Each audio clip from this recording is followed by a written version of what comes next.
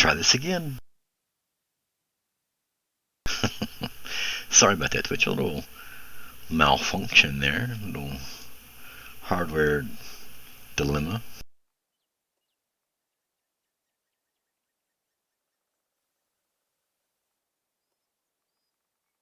But we're back. So let's try it again. Let's see what we were doing. Leopard prototype. Oh, we won that. Nice. Good deal.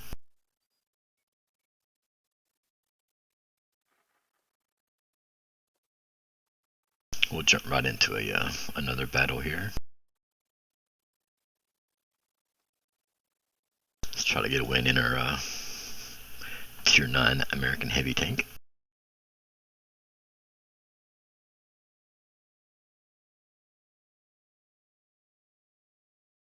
Bit of an issue there. GPU driver failed.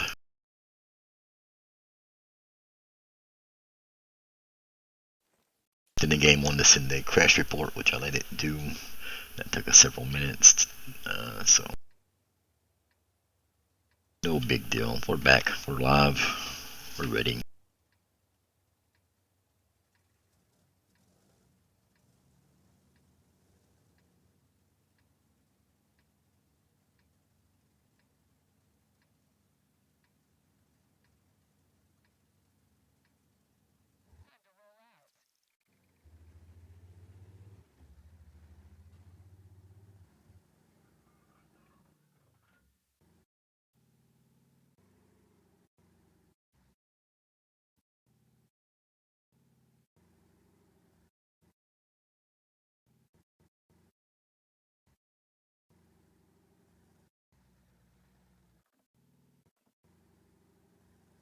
That's normally a pretty dangerous move there. Especially if they have a spotter sitting in the bushes over there. But there's no light tanks in this match, so I felt reasonably safe doing that maneuver right there.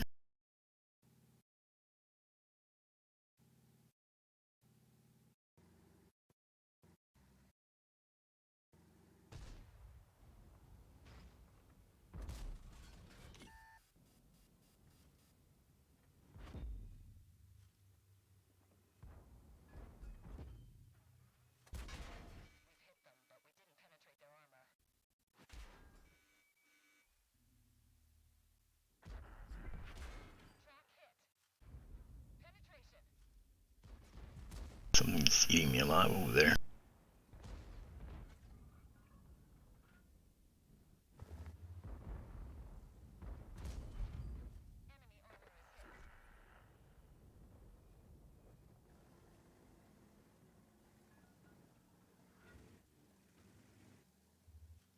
Let's see.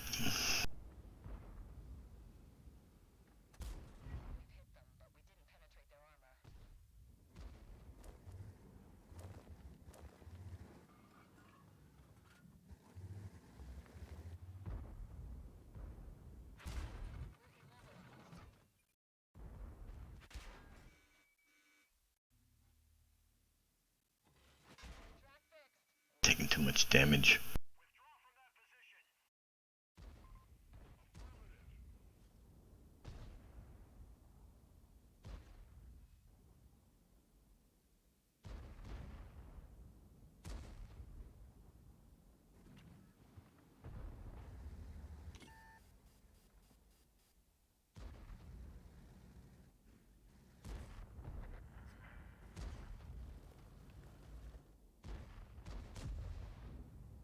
We're all kind of jockeying for position here to get shots in them.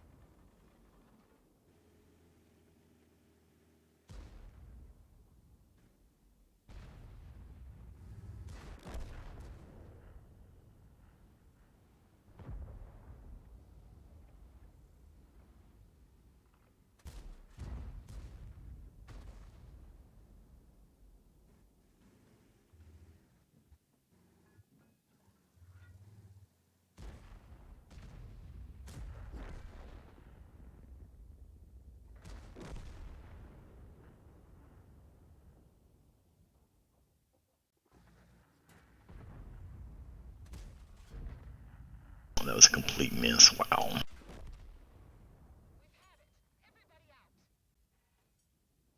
I will be happy to get through this tank. It's not my favorite.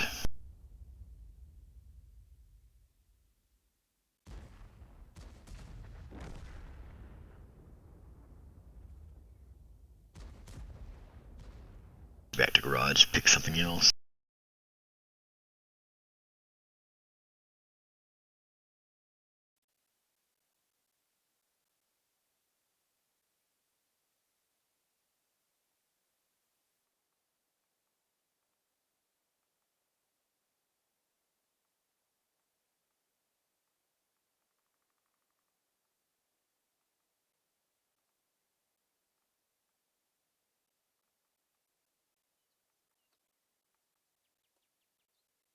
We'll play the Tech Tree British Medium Tier 8 Centurion.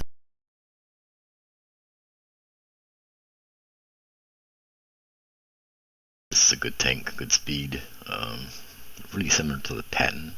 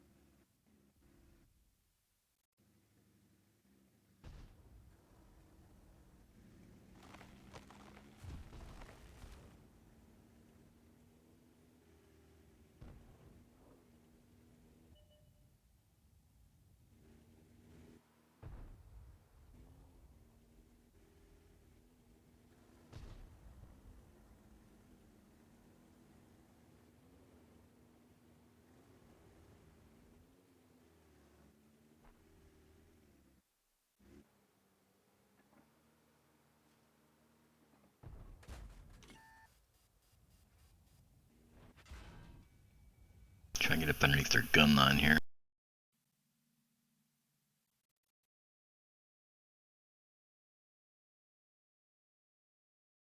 So I can work the ridge line with my gun depression.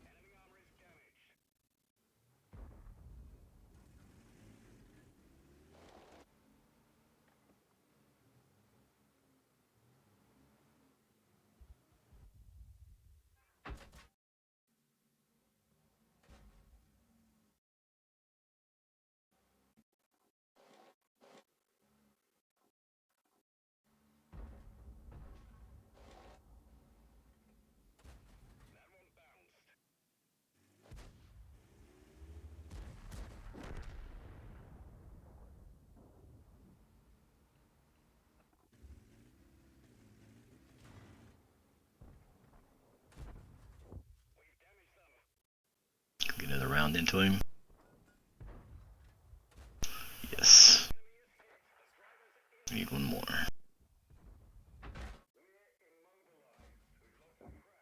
Well, left him on 51 hit point.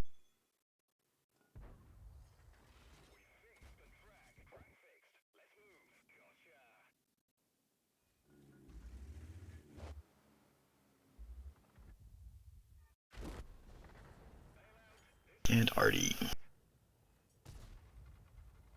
Love Artie. Artie's so much fun.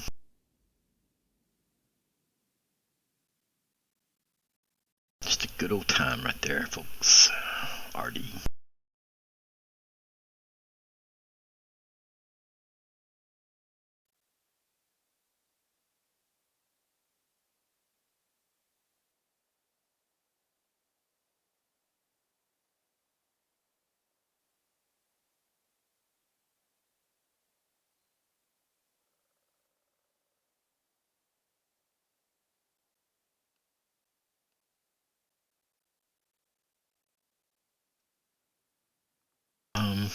let's do something ridiculous. We'll take the Death Star out and just absolutely waste a bunch of money.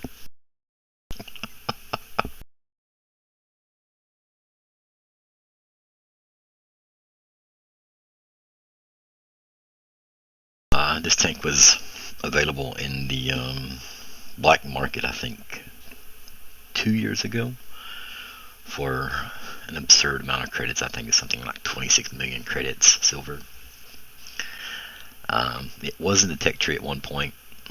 It got removed, replaced by the FB4005, and then it was brought to the black market, like I said, a couple years ago, and you could buy it for silver, which I did. It's a fun tank. It does a stupid amount of damage with its HESH rounds, high explosive squash head. The thing about those are, they cost 8,000 credits to fire, so it's not a tank to try to make money on. It's more for the let's piss somebody off tank. Because if one of those things penetrates, you're doing anywhere from 15 to 2,000 damage per shot, which is an incredible amount of damage. I mean, you can one-shot a lot of tanks. Those kind of numbers. I'm in full health tanks at that. So it's not exactly a tank that you want to take out a lot, but every once in a while I like bringing out for the trolling.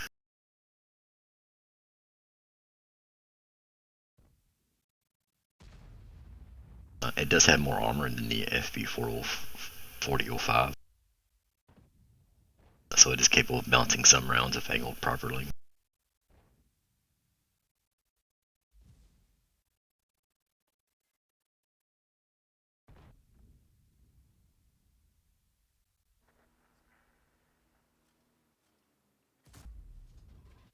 Okay, so there went 8,000 credits. I didn't hit nothing. I didn't hit anything to the ground.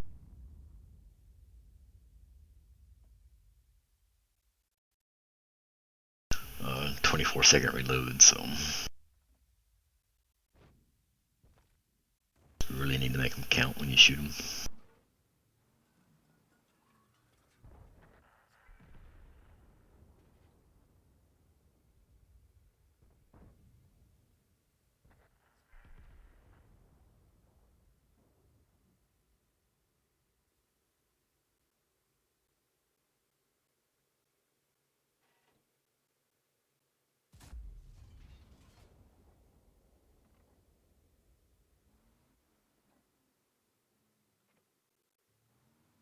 Leopard O.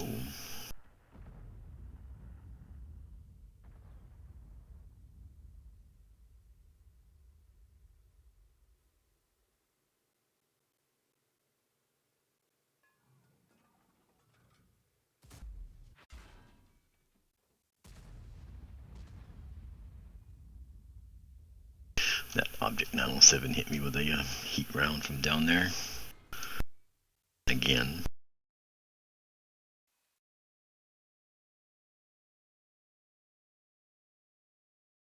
Spotting is a extremely important part of this game. You need tanks to out front of you to locate them.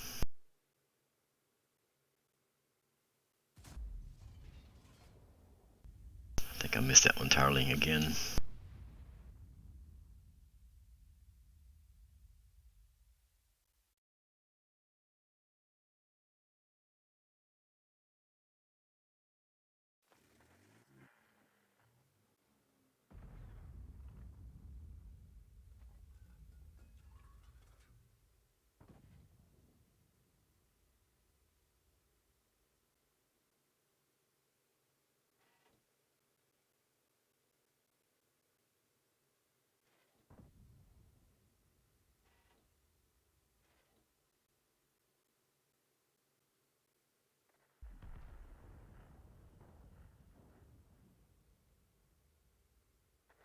biding our time here.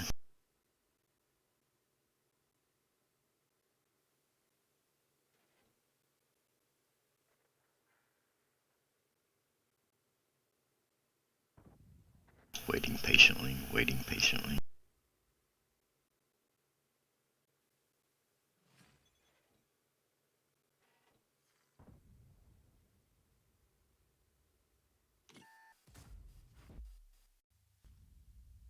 Bounce the E100 round, as you see.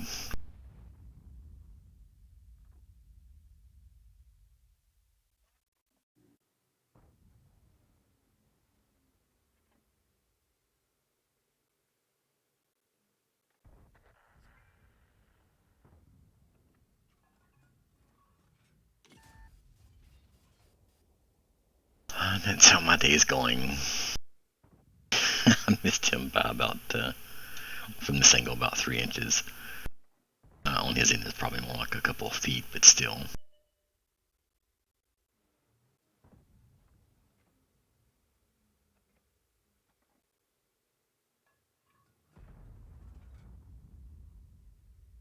We've took the north part of the map. Nice, that bounced.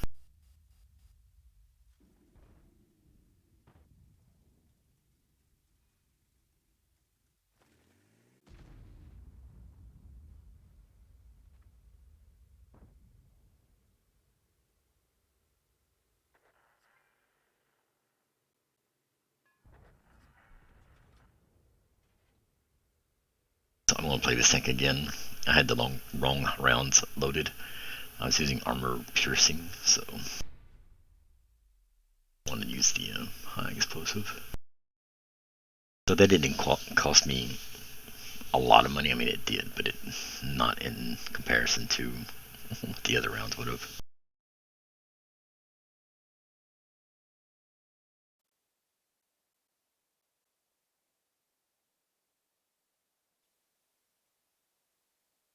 We won the Centurion game. That's nice. Middle of the pack. Yeah, just lost 25,000. That's practically nothing. What we'll do here is we'll change this up. We'll do that here. Sometime last year they added the ability to do setups, pre-made setups where you could have different setups for each tank once they've been unlocked, and it's been really handy being able to switch. So let's go back to here, go back into battle with this thing now. So what you do is you need a certain amount of experience on the tank, which will unlock what's called battlefield modifications.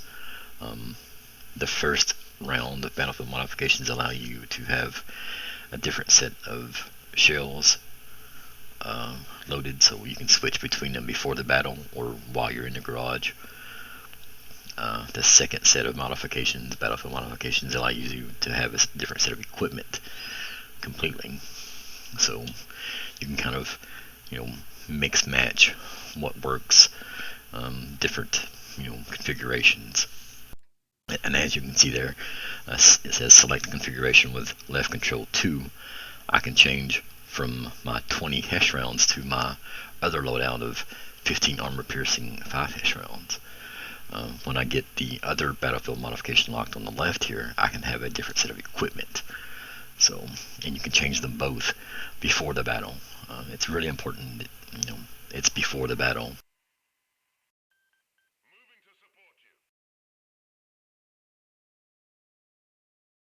Once the battle starts, you are locked in to whatever modification that you have selected.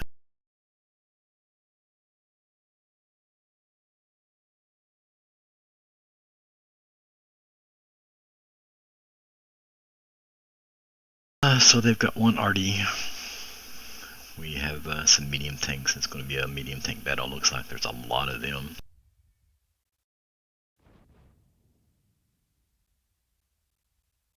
move down here to the edge and see what we can do.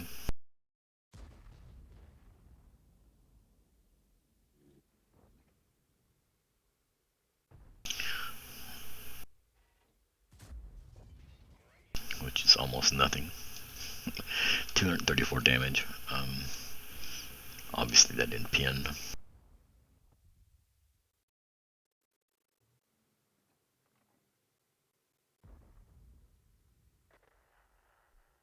So you can see I'm sitting very far from the bush. I can't see through the bush, which means when I fire, he won't be able to see me. Now, if I were closer to the bush where I could see through the bush, then I could be spotted when I fire.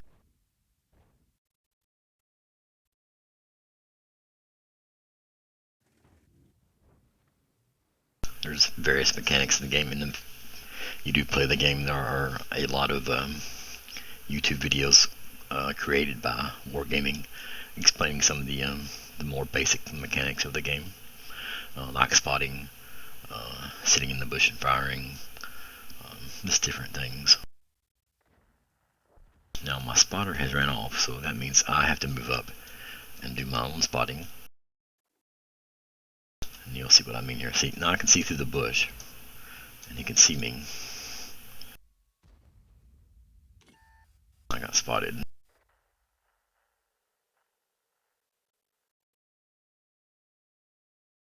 I'm back completely off that. I'm the only tank on this side. It's awesome.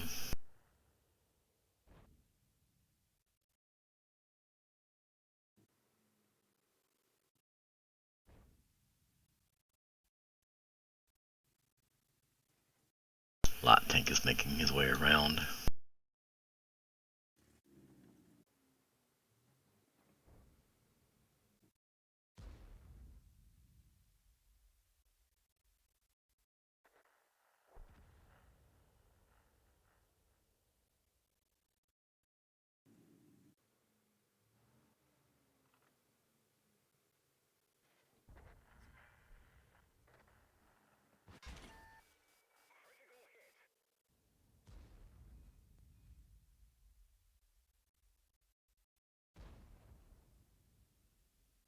I'm gonna die.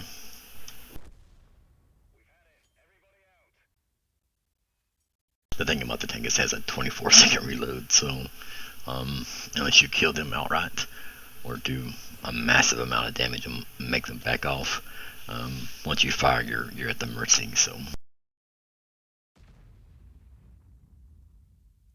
let's move on to something a little more enjoyable.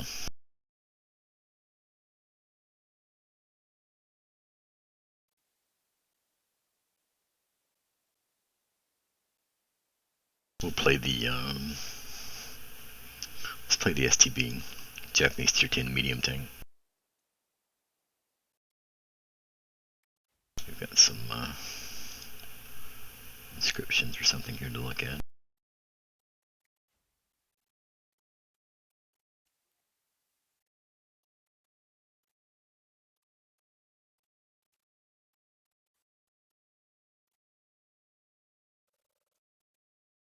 So we've got exterior options.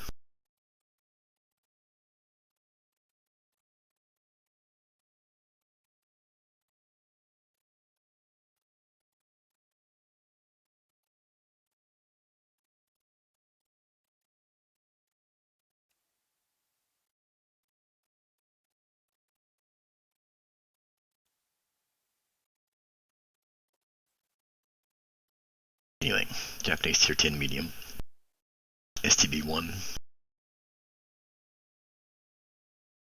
This is a really fun tank. I prefer the TVP myself, just because the auto loader. But this thing fires really quick as well. It's not all over. It's a conventional loading tank, but still fun.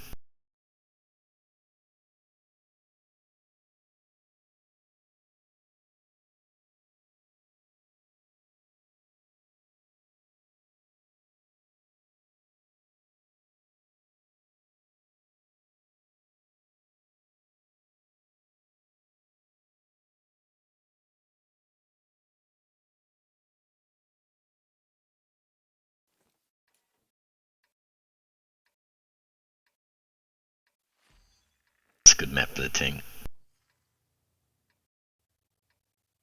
Lots of hills. It's got excellent gun depression.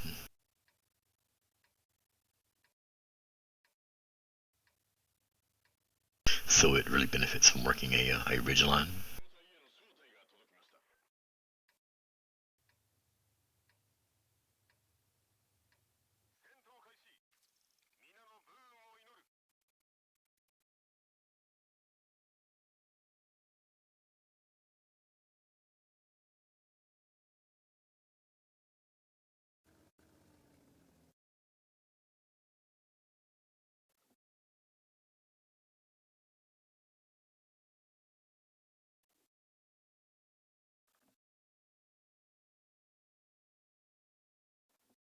Try to make for that standard trees there to the middle.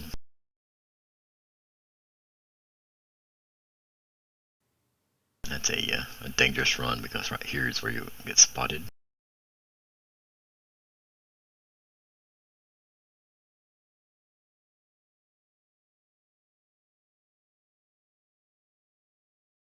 And just to slip through without being spotted.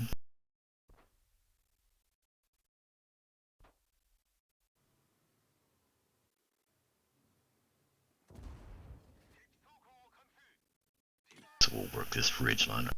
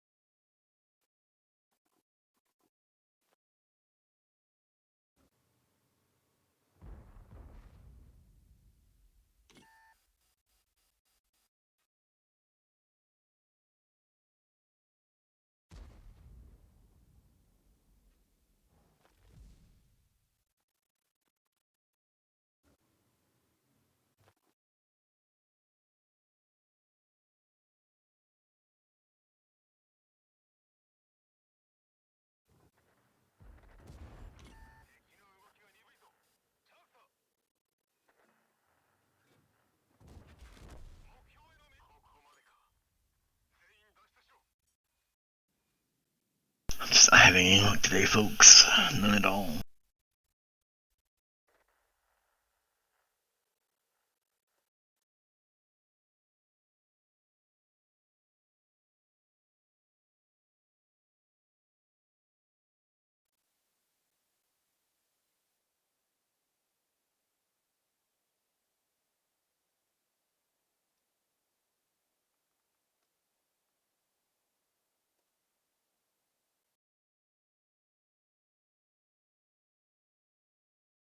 We'll jump into the Swedish Tier 10 medium tank.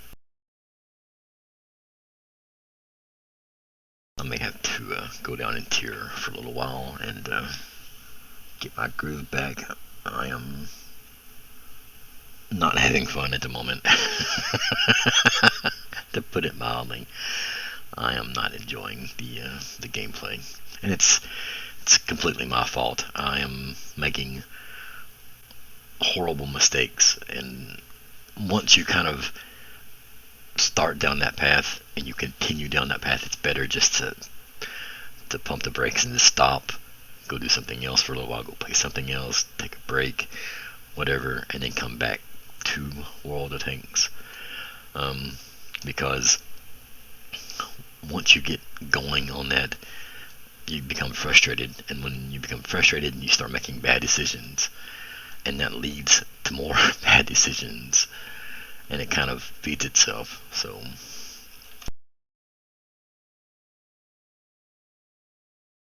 if I don't start doing better soon, I'll move on to something else, because it's not worth it. It's not. Um, I have played this game and gotten incredibly.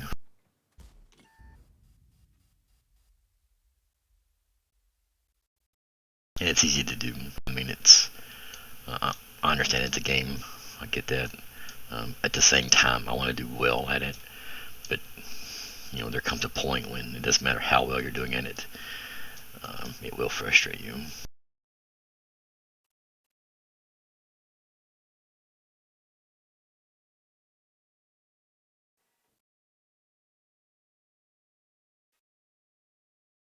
So I know he's got people there in the back watching for him. You see those bushes right there in front of me.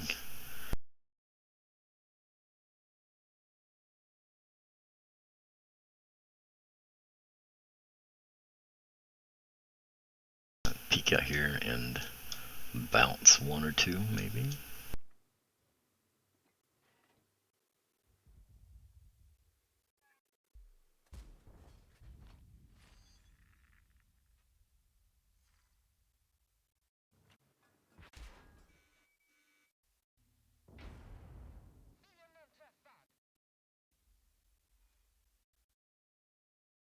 Something that really annoys me about this game is he hit me for 406, okay?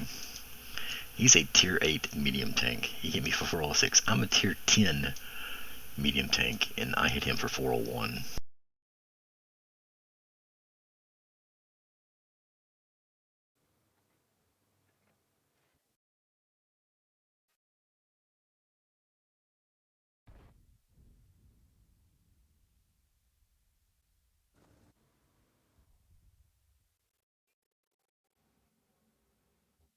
Already is targeting me now. I'm a juicy target down here like I am.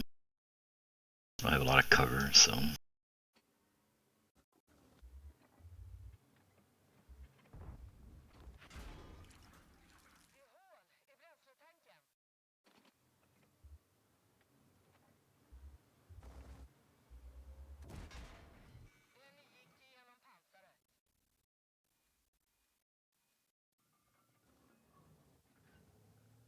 Stop trading. That isn't conductive. Trading your hit points just to get a likewise amount from your team, from your enemy.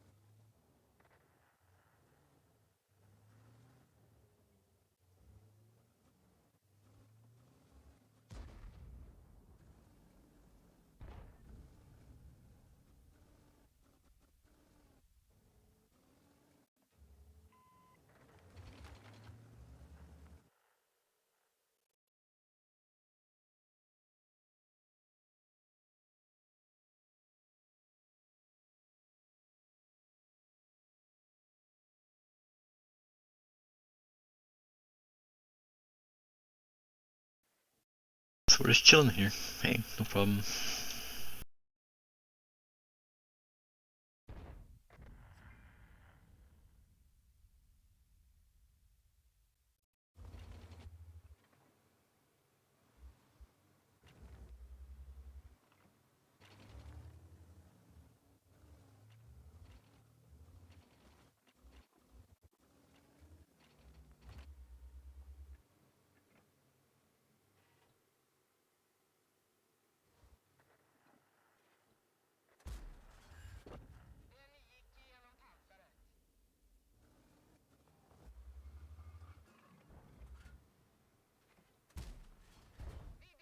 really.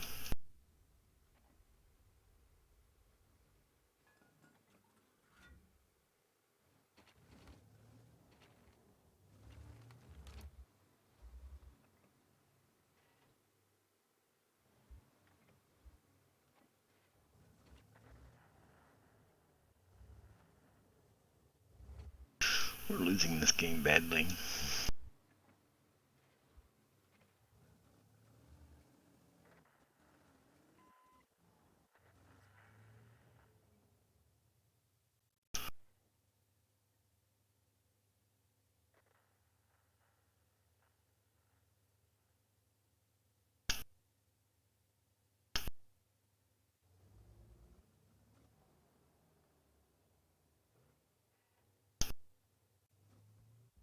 Guys want me to come out and get shot because he's too scared to move up.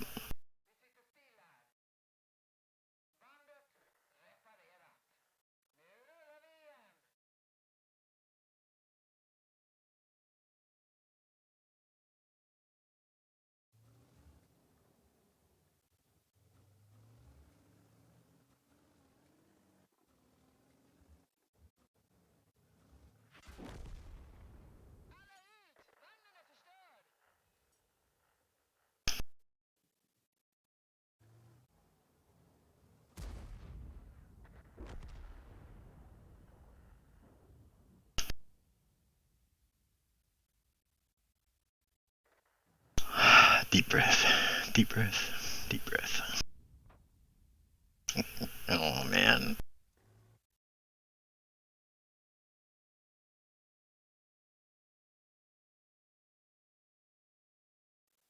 I was convinced that, somehow, my tank was invincible and it could take on, both of those and the RD, without dying.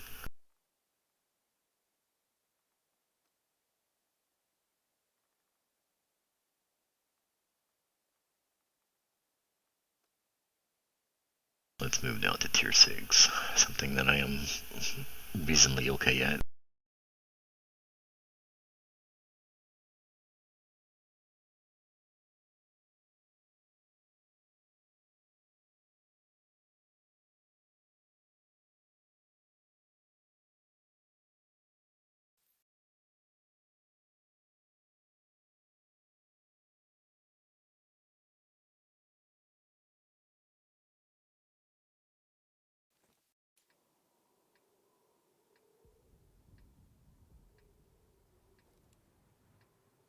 So like I was saying earlier, bad decisions kind of breed bad decisions.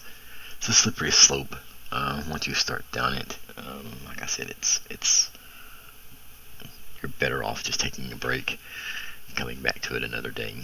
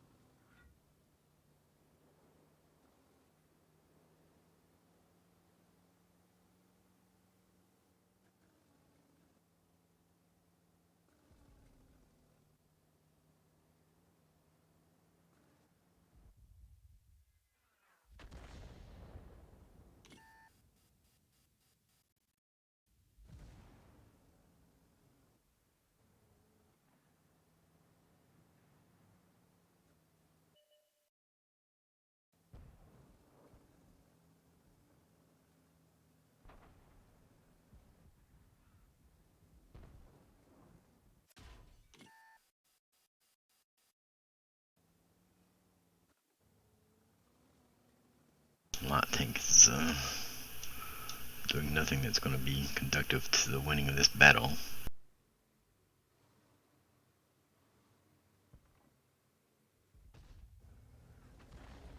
Of course, I guess neither am I, so.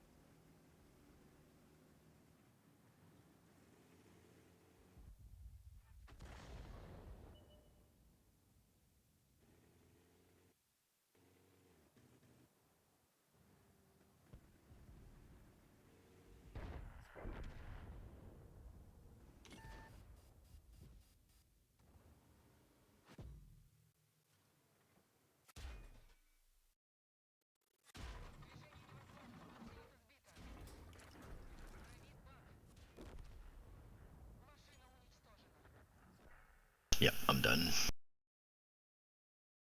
I am finished with tanks for right now.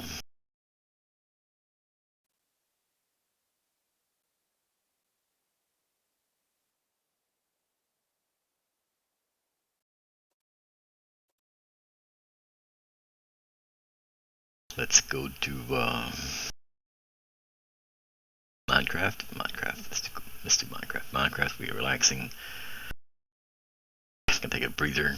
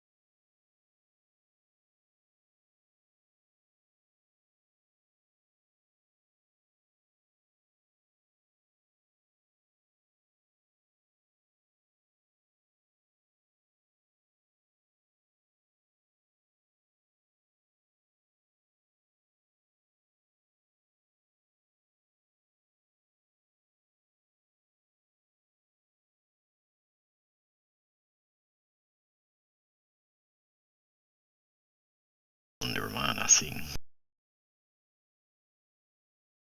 Something went wrong, couldn't connect to the Minecraft services.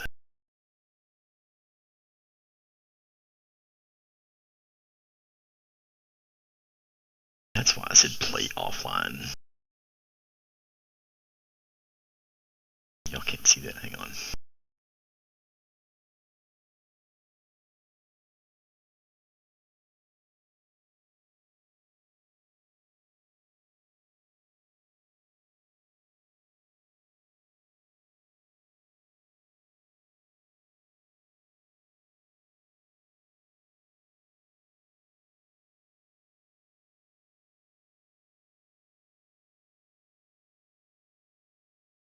Please restart my launcher.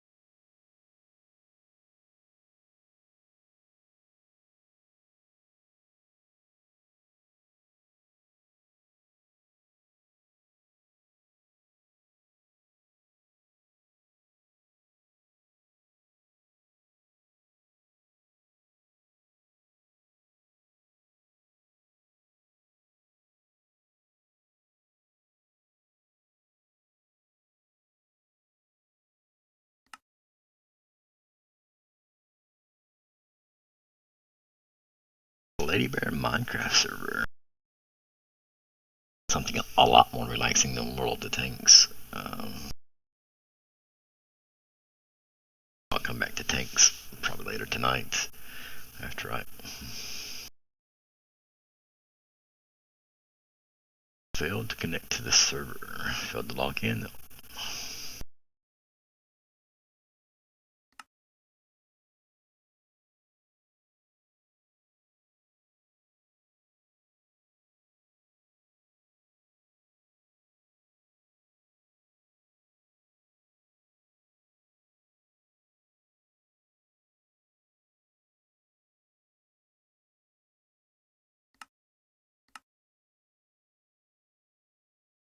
Is that a known issue right now?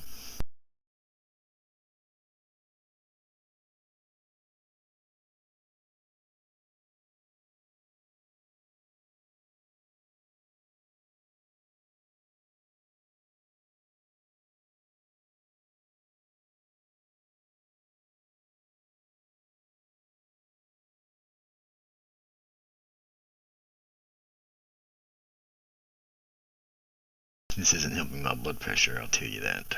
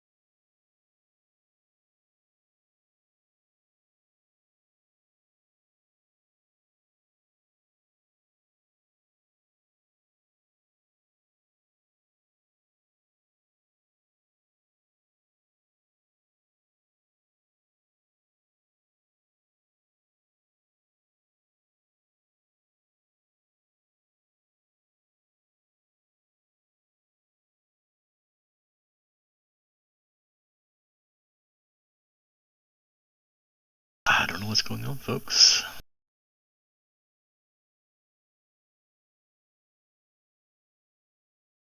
Please restart the launcher.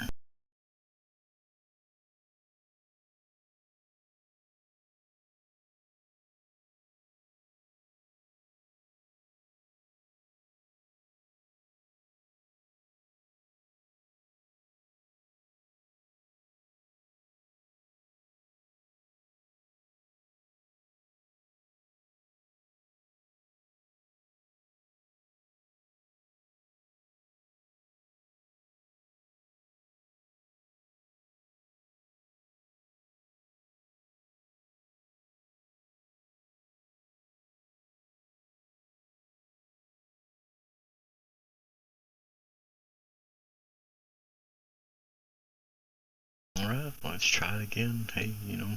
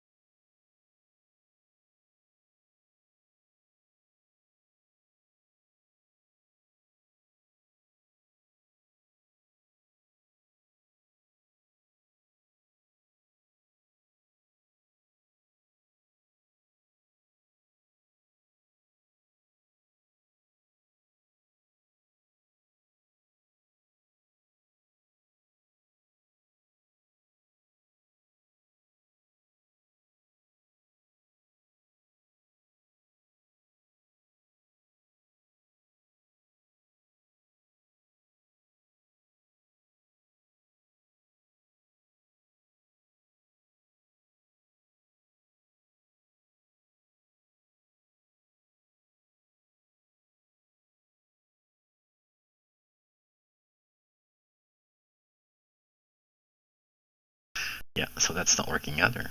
That's awesome. I am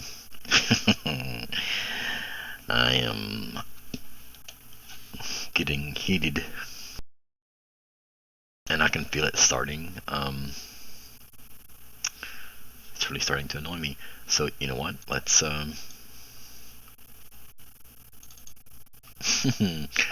go drive. That'll be relaxing. Um, I need to put in miles anyway. It's yeah, I need to put in miles.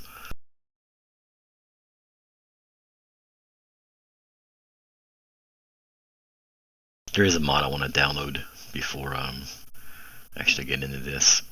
I saw someone using it on a stream. I don't know, probably several weeks ago, and I kept meaning to go grab this mod. Never did, and I happened to think about it a couple of days ago. I kept reminding myself to go over and look for it. workshop.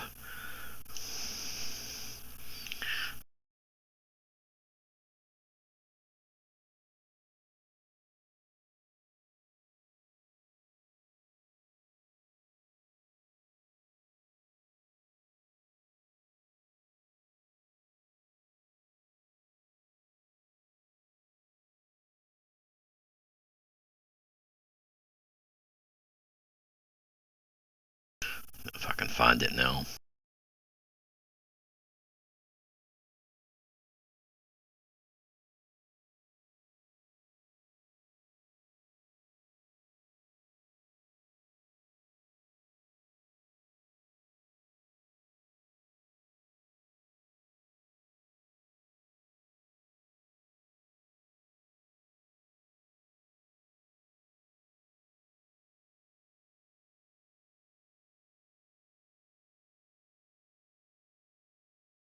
Yeah, we got Truckee going. We got the Trucksbook client going. And since we're doing some trucking, let's put the logo back up.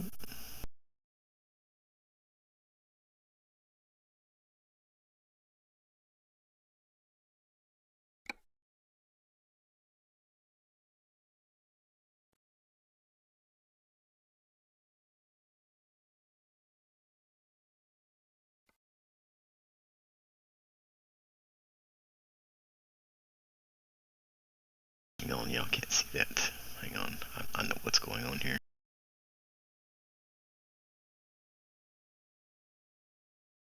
I should probably have that on auto.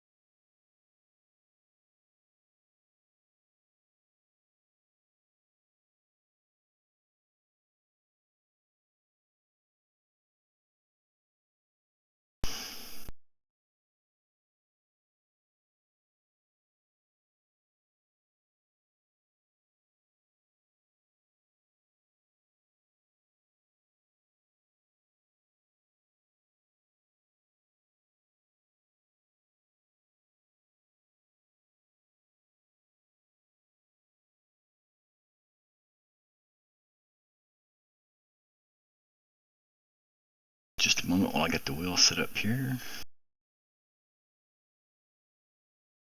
Apparently I lost my key binding because, you know, why wouldn't it?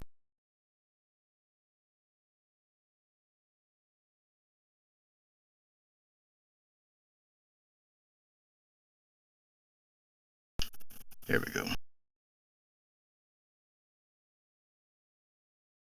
All right.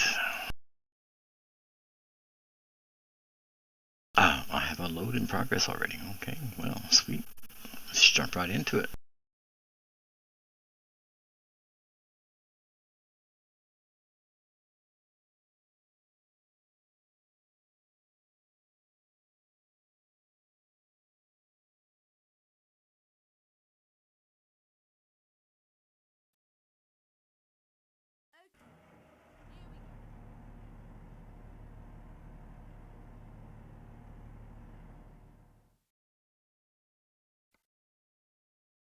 messed with my settings.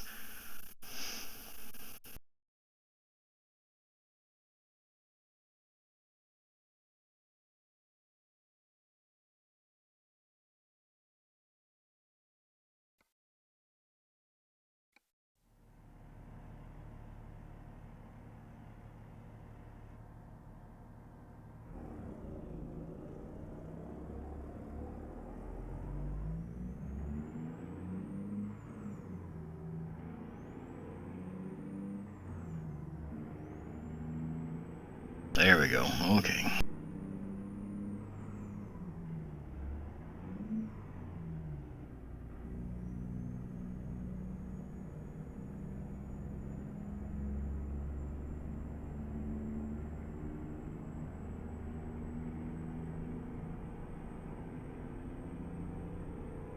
We are headed to Macon, Georgia.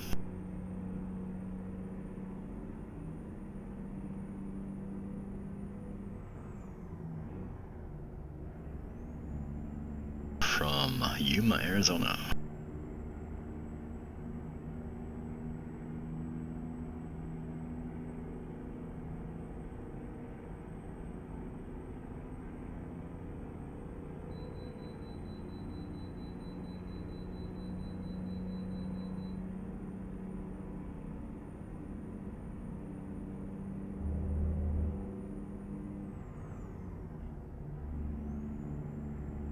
Engaging cruise control.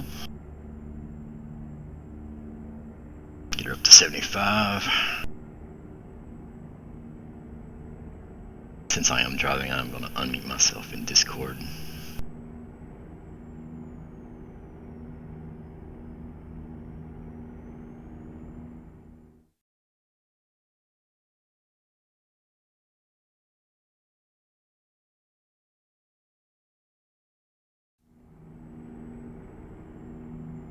Alright, there we go. A lot more relaxing.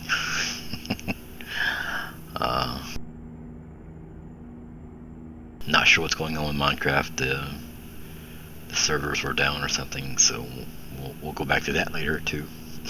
Apparently.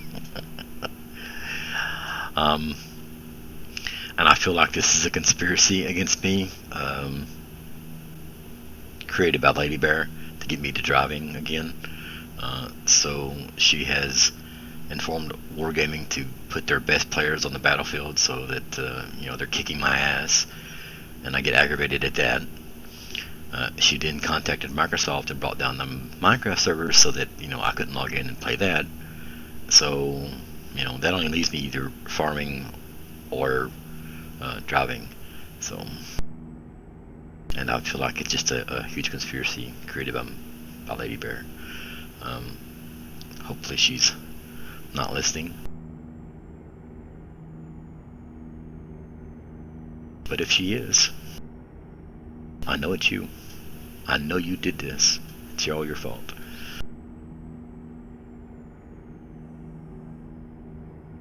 Seriously though, I did need to get some more miles this month. I've got just a paltry 10k or something. I mean, that's actually really low in comparison to what I normally do every month. Like I was saying the other day, I like driving. I like playing ATS. I like ETS too. And once I get back into it, I get into it. I'll get away from it for a little while, but then I'll come back to it. And I have been away from it for a while. And this could actually be the start of me coming back to it a lot more regular. I was contacted earlier today by a friend of mine in Discord called the Soda Monkey, and he is a mutual friend through Frosty, which you've seen in our stream before, Frosty9, Frosty Bear as we call him. And he kind of asked me, have we lost interest in Division? Yes and no. I've only got a certain amount of time, as everyone else does, and I try to play as many things as I can that interests me the most. The Division 2 was at the front of that for a very long time, and then it kind of fell off. Um, World of Tanks came back into play. Farm Sim is actually the thing that took over from Division 2. Now Minecraft, when it's up and running, obviously. So I'm shuffling between a lot of different things, basically. And so, in the shuffle, things have to get moved down towards the bottom. It's less playtime, less, time in those games. ATS and ETS2 being, the bottom ones at the moment. Now, that's not to say that, today you could start to shuffle all over again. I mean, I don't know. It's just whatever the mood hits me when I wake up in the morning and I decide, that I want to do something. But the thing about it is always shuffling. So even though ATS, ETS2 might be at the bottom right now, 6 weeks from now, a month from now, 2 weeks from now, who knows, tomorrow, the shuffle could be set again, and it's back to driving hard. So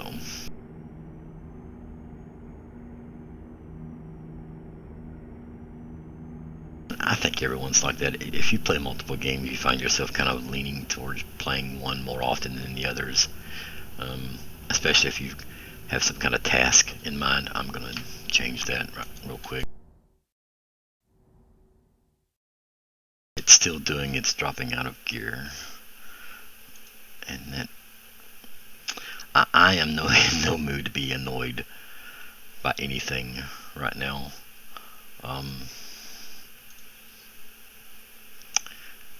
And that would piss me off. I am already got my blood going over World of Tanks. Minecraft didn't help at all. So I don't need to come into ATS and it have something to stick another needle in me, because there's enough forks in me right now. Anyway, as I was saying, if you play multiple games, and I think this goes for everybody that plays, more than, maybe a couple of games, you get interested in one, you get an objective in mind, you get something that you're trying to achieve, whether it be a level, a piece of gear, whatever, and you focus on that. And when you do, you lose focus on your other games. You quit playing your other games as much, and that's what's happened to me. That's what happens to everybody. Things will happen. Maybe they release an update, a new mod comes out, whatever the case may be, and you find yourself, shying away from the game that was taking all your interest into one of the games that was previously holding your interest. So, anyway, I am driving I think this is the Hater Belt, actually, which is just a version of Viper's 389. 389 is absolutely my favorite truck, best truck in the game in my opinion. Lady Bear isn't here to refute that, so I am going to say that often. The thing about the 389 that I like is it's got the old styling. It's got that boxy look to it. And I know that's why Lady likes the W900.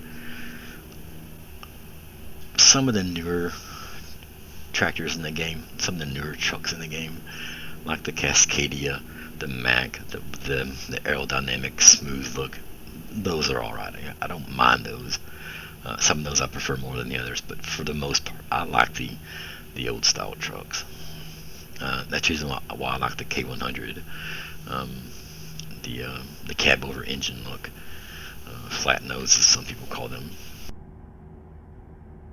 But yeah, I'm in the 389, the Hater Belt 389. Like I said, it's a modified version of Viper's 389. I've got it set up the way I like it. It's got the color on it that I want. It's got all the mirrors, the lights, and all the bells and whistles and the goodies and this and that and what have you. We are hauling concrete tubes, just over 40,000 pounds, from Yuma, Arizona to Macon, Georgia, on the 10, Interstate 10. We just passed through El Paso, Texas, on our way. Still got about 1,300 miles. We are good on fuel. I've saved the fuel in this truck. I don't know why I did that. Normally I don't save edit fuel in single player, for the reason I kind of like keeping it realistic. Um, and my tongue is firmly planted in my cheek when I say that, because realism is something I strive for in some games. Some games I just totally ignore it. Normally I don't save edit the fuel in single player.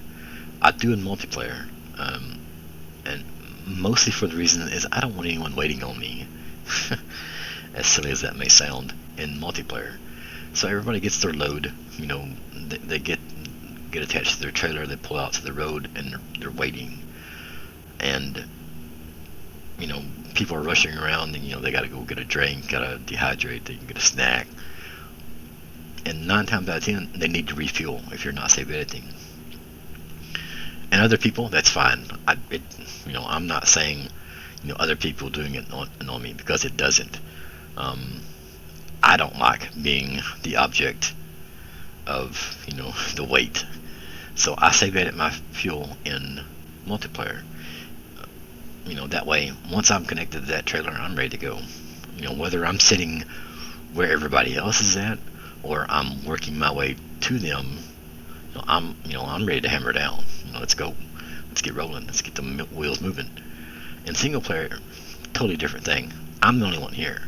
So, I'm only waiting on myself. And if I take all fucking day to, pick up a load and drive, then, hey, that's me. But the thing about it is, I don't save edit my fuel here, because then I can pull off. I can, kind of take a break. That leads to me taking a break. So, but I don't know why I save edit the fuel in this truck. That's probably all the save editing fuel you want to talk about, but you get my point. Why I did it in single player, I don't know. It doesn't matter. I've got 200,000 miles worth of fuel in the truck, so we can drive across the United States about 1,000 times and not have to worry about refueling. Let's take a look at the truck from the outside. Now that the sun is up and the sun is shining in all her glory. Absolutely love the looks of this truck, 389. It's just absolutely gorgeous. You heard my wheel there vibrate because I've got the force feed back on. Concrete tubes. Normally these are pretty top heavy, but these aren't too bad actually. Looks like I'm using my own flatbed trailer here. Nice deep dark blue color. Blue is my absolute favorite color, and you'll see it a lot on my streams. If I can make something blue, then it's going to be some shade of blue all the time. The mod I was looking for was smoke from the exhaust stacks, and when I got looking at it there on the workshop just a few minutes ago, I noticed it was only for SCS trucks, and which is fine. I mean, if you drive a lot of SCS trucks, if you just drive the stock trucks, that's fine. I don't. I drive a lot of modded trucks. So unless they have a mod where I can use, smoke coming from the exhaust modded trucks, I won't bother with it. I'm hardly ever in a stock SCS truck anymore. Not because I don't like them, it's because there are just better options mod-wise, like the Haterbilt, or the Viper 389, or the K100. Whatever the case may be.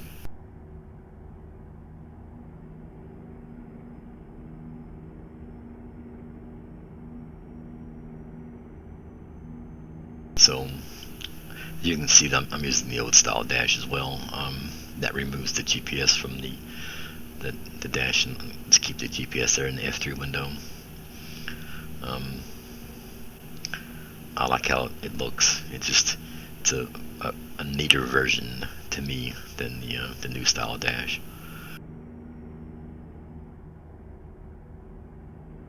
Not to talk about Lady too much, but the reason she doesn't like the 389, she doesn't like the bar in the middle of the window, and I get that. I mean, I understand it. It's blocking a part of your vision. It separates the left window from the right window. I've driven the truck so much I don't even see it anymore. I don't even notice it. It becomes part of the the background or the scenery or whatever you want to call it. It's just there anymore. it isn't focused on me. Okay, got a right exit here.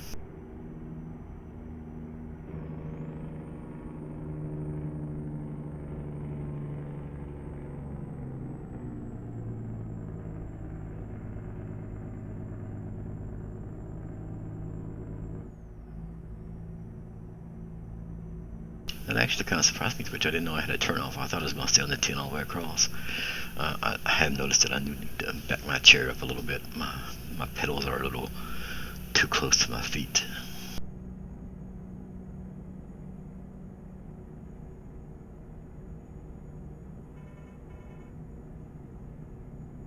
Don't try this at home, kids. There we go. So anyway, as I was saying, the bar being in the windshield, I've looked at the 389's windshield for so long that I don't even see it anymore. It's just another part of the truck.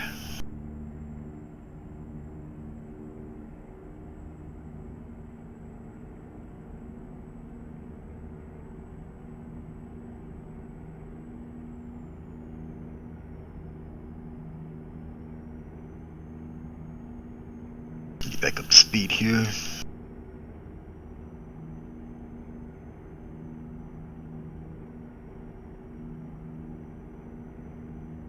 I'd forgotten that I was using the coast to coast map actually.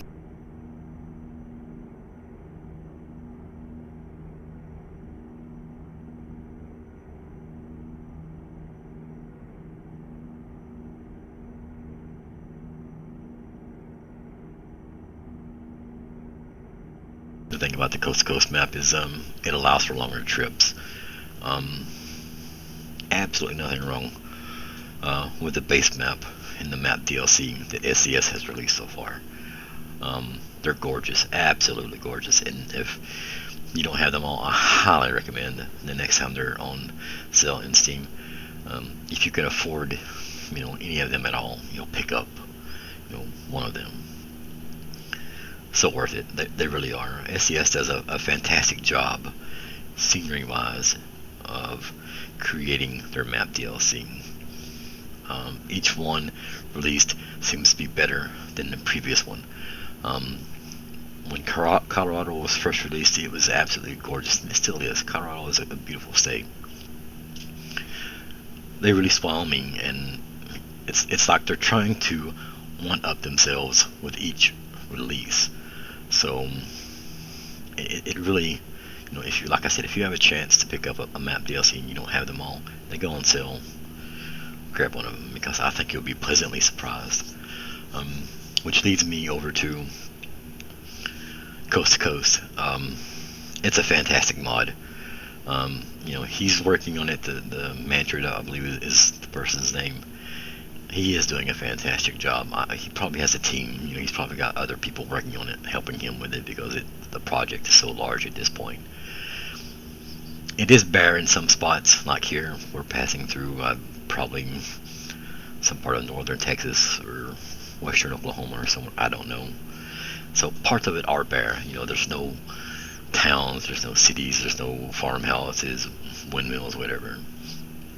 He's doing the best he can with what he's got and what time he has. It is a fantastic mod, all the same. And it does allow for longer trips, which I like. Those 1,500, as I've said, those 12 to 1,500 mile trips are my bread and butter. I'll do those, when I start driving all day long. Those are my favorite. In SCS maps, I can do that, but it really, I'm kind of limited to the roads I can do that on and stay on the interstates. So I see a lot of the same stuff over and over and over again. And even though it's gorgeous, I like moving other directions. So I use the coast to coast map.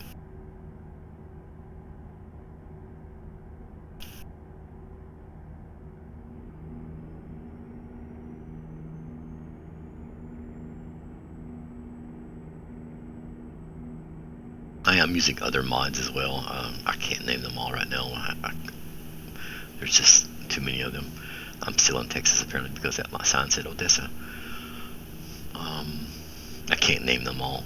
I do know I am using the Real Economy mod for one, and all that does is it lowers the value of the cargo to a more realistic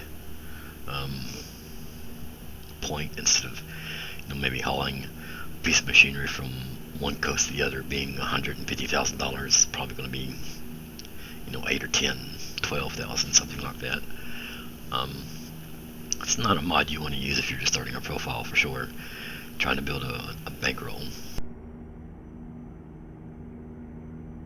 I think there's got a couple of trailer mods, some cargo packs, obviously some truck mods, just different things. ETS2 has a lot of mods available from the Steam Workshop, and it's I love games that allow that. I like game developers that promote the idea of, hey, look, we made this game and we are leaving it to our players to create even cooler stuff or cool stuff as well. We allow you to mod. We give you the tools to mod the game, because that's what SCS has done. They've given you the tools to mod their game. I mean, that's incredible. So instead of kind of locking it down and being, hey, look, you're only going to play with the stuff that we want you to play with, no, they took the opposite course and released the tools to promote you in creating maps or trucks or what have you, and welcome them. And that's just fantastic in my opinion. I love the ideal behind that, not just the actual practice, but just the ideal of it. Like, we made this awesome game, and we'll let our players add stuff to it. So any game that allows mods, allows user created mods to be implemented, I like. It's just whether I play the game or not. That being said, mods can be a pain when you're trying to play with other people, because normally the version has to be the same. You've got to have the same one, what have you, and that can lead to some headaches if you're trying to hook up and drive with other people. But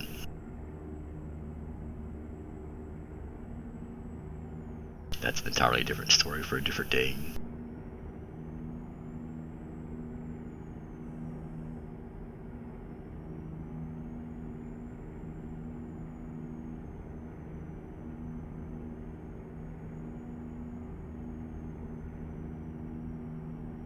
So if you're just joining us here in Twitch chat, I am a member of Lady Bear Trucking, ladybeartrucking.com. Feel free to join the Discord, !Discord, community of gamers 1800 plus. We played lots of things: ATS, ETS2, World of Tanks, World of Warships, Minecraft, Farm Sim, Division, Division 2, Mudrunner, Hunter Call of the Wild. The list is endless. Our members play a little bit of everything all times of the day. It's fantastic. So if you're a like-minded individual, please feel free to jump into the Bear's Den and join us. We absolutely love having guests. If you're not in a VTC and want to be in one, ladybeartrucking.com. No application denied. We will accept your application as soon as possible.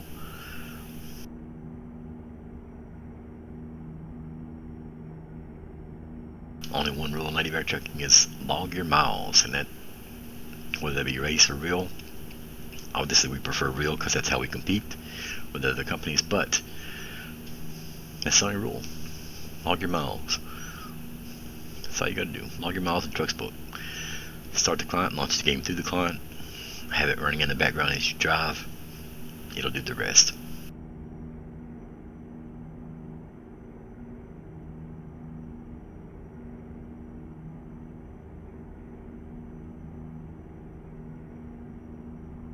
That totally sounds like a commercial. I think I should be getting paid for that, Lady Bear. If you can hear me, I should be getting some kind of commission off that. That did sound like a commercial. Um, maybe, a nickel or something every time I do that. We'll talk about it later.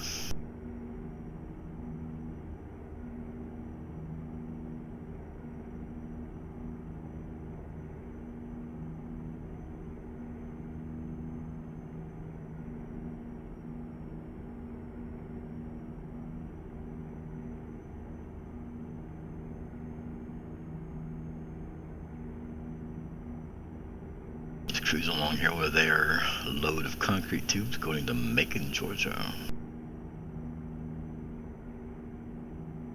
Got about 950 miles, sorry, 970 miles left.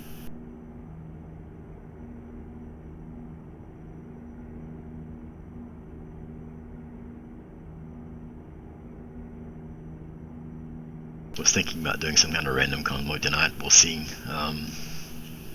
I wasn't actually expecting to drive this early, but I was also expecting, there's that word again, the Minecraft servers to be up. So, pie on my face, I suppose.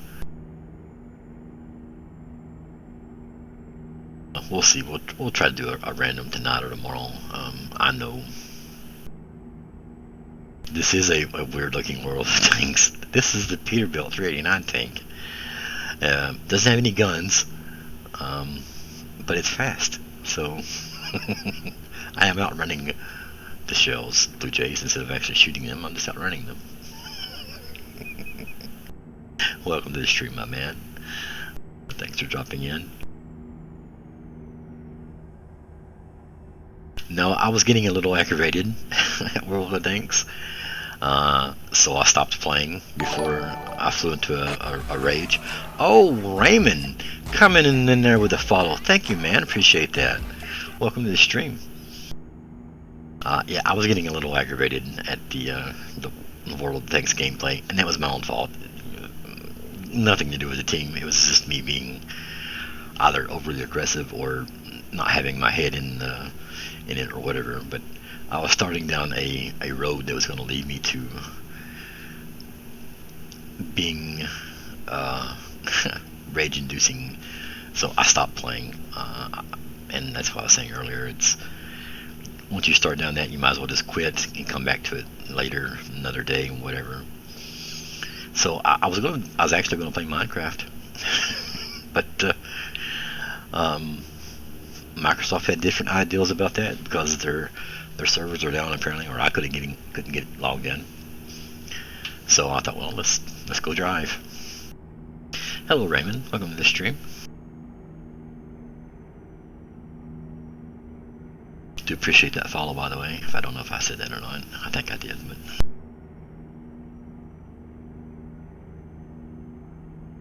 And as I was saying, I'm pretty sure it's a conspiracy by Lady Bear to get me to drive. She made sure that all the better players were playing World of Tanks, that they were kicking my ass and making me want to quit.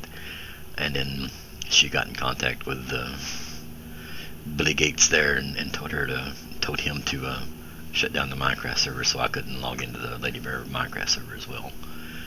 So it kind of forced me into driving. That's my theory. That's how the narrative is going in my head right now, Blue Jays.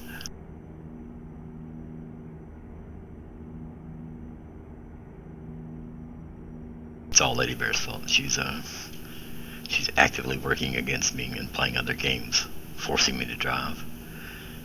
She's doing it really subtle like, but that's what I think's happening.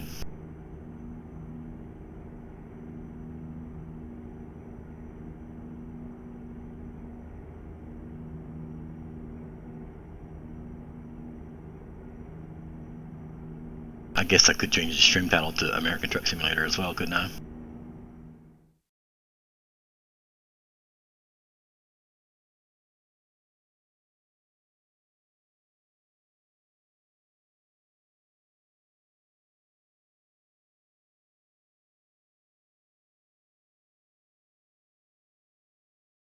Does that work? Nope.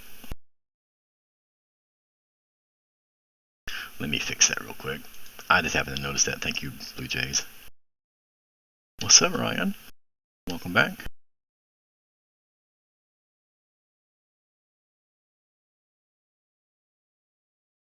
doing a little editing your stream title. You could do that from the stream info from the chat. I am not exactly familiar with how to do that yet, though.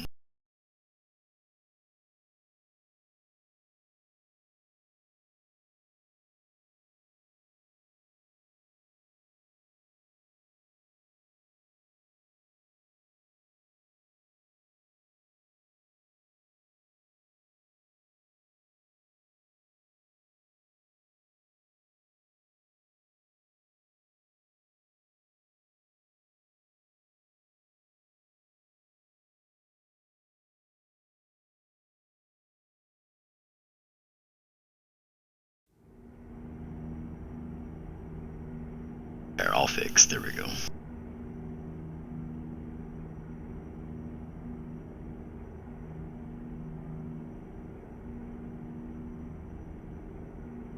Trucking is going better than the tanks did. I was getting angry, I guess, to put it mildly.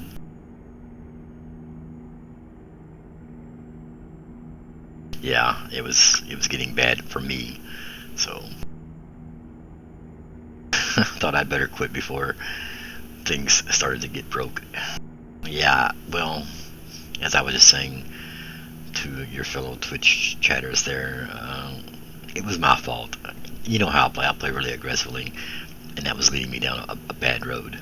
So let's quit while my blood pressure was still just a little elevated, but not super high. So, but to beat all that though, I was gonna play Minecraft, and I can't even log into Minecraft because the servers are down. So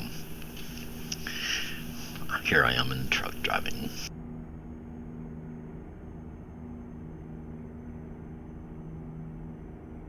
It's all good. It's all good. It's fine. We'll put in some miles, and then we'll try Minecraft a little later, maybe.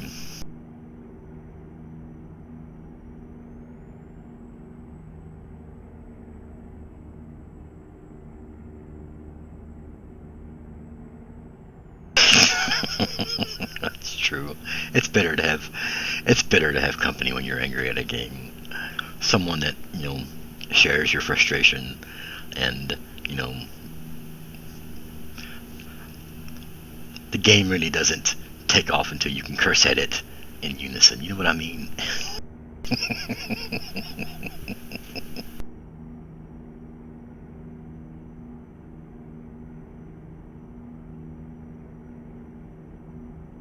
Because nobody else understands. You've got to have a partner there to be like, yeah, I understand. I get what you mean. Why did that tank do that thing, or why did that player go there, or whatever. Seriously, it was mean. Some days you have it, some days you don't. I was out of the groove from the get-go. Like I said, I'd played several games before I even started streaming, and it wasn't going well then either. So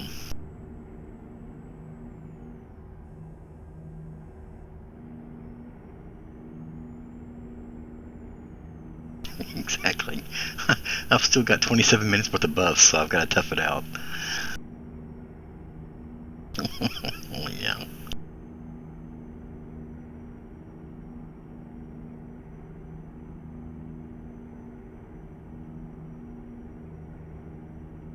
What Spirit is talking about is there's buffs in World of Tanks that you can activate.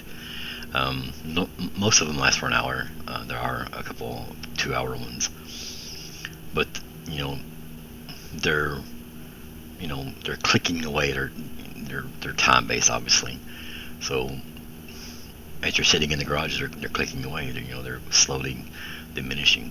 So that kind of promotes you to get to the next battle as quickly as possible. But if you're having a rough day at it, if it's just pissing you off to no end, you're doing it angrily, like you're really clicking that mouse button hard. You're in a battle, let's go. You're gritting your teeth as you're doing it.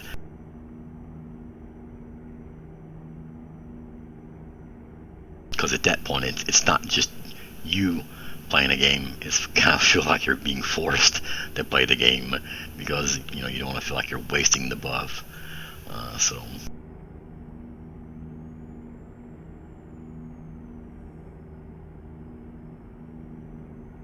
yeah, so I thought I'd switch to something that's a little more relaxing.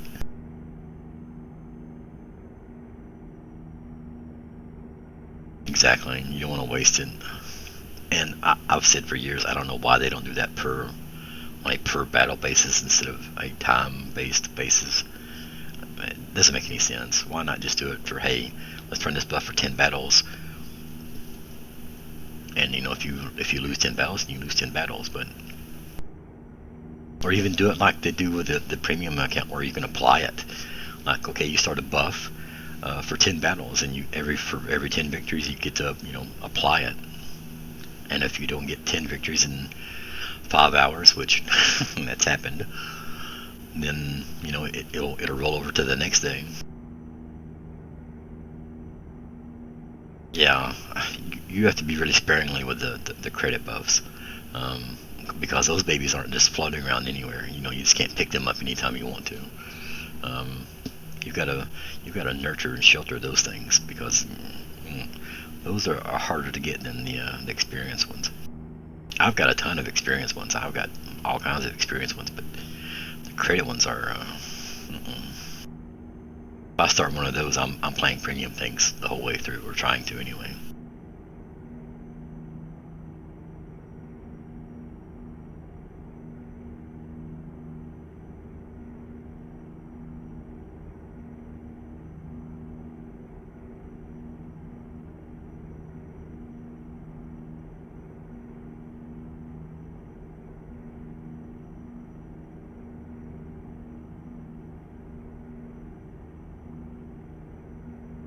Oh, that hurts. Oh, that hurts. Yeah. I've wasted several of mine. Start them, do maybe a battle or two, and then get distracted, alt tab doing something else, come back and see, and remember, had a buff running. So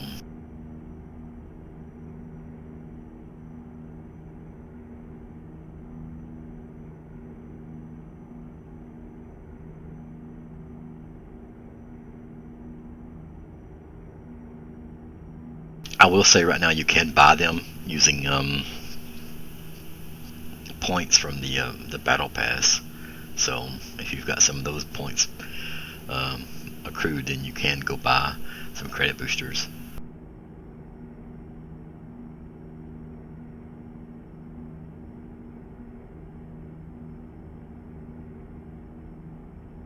I finished I think it was the Object 430 battle pass stage last while ago.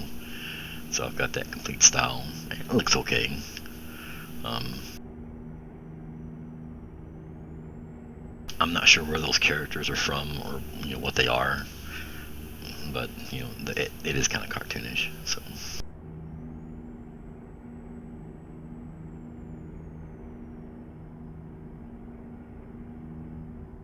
Warhammer, okay. I knew I didn't recognize it, so I put it on and played a battle with it. I think I like the other style better, the one that actually looks more historical. I do like the giant teeth, or bulldozer excavator teeth that puts on the front of the 430 with the Warhammer style, though. I wish that was functional. I'd be ramming everything with those things.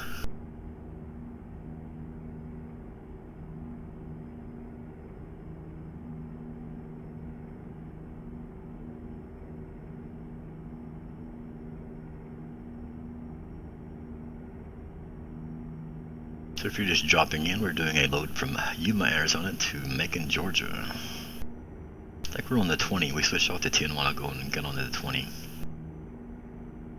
About 720 miles away from destination, another 30 minutes or so.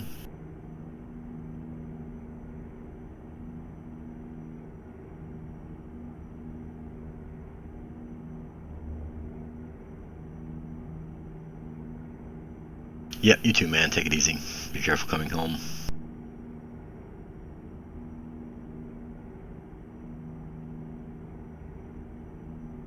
I think I hate to build 389. I forgot what engine I have in this. I think that's the 640, 840, 750. I can't remember. I'll have to stop at a repair shop and show you guys.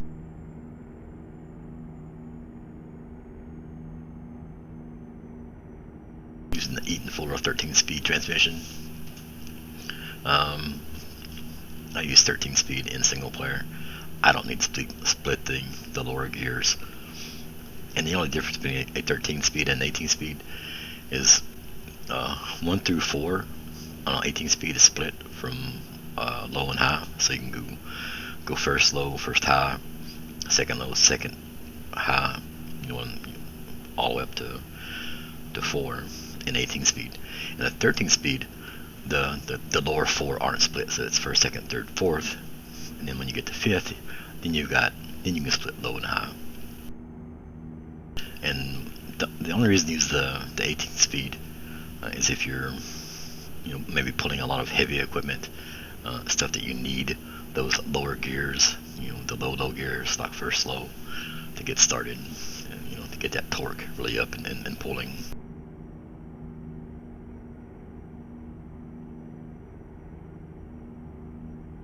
I do use that 18-speed in multiplayer because it does have a lower differential ratio, which a little better fuel economy. Plus, it keeps the tach down there a little closer to normal, about 1500 RPM.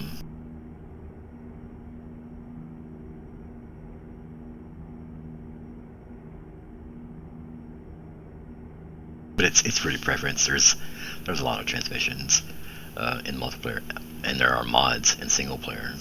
That is one mod that I am using. It's happened to recall that the real Eaton Fuller transmission mod from this Steam Workshop. Highly suggest that if you're playing ATS, and there is one available for ETS 2 as well. It adds a lot of variety to the transmission list, so definitely check that out if you haven't. And then of course, and I guess I should have mentioned this first, there's a lot of Lady Bear mods on the Steam Workshop, so do a search for Lady Bear, and you'll see some mods on there, created, some of them by me for the Viper 389, some by Lady Bear herself for the Kenworth W900, and then other users. We have a garage created by 2/3 Nelson. Lots of stuff on the workshop that promoting the Lady Bear trucking brand.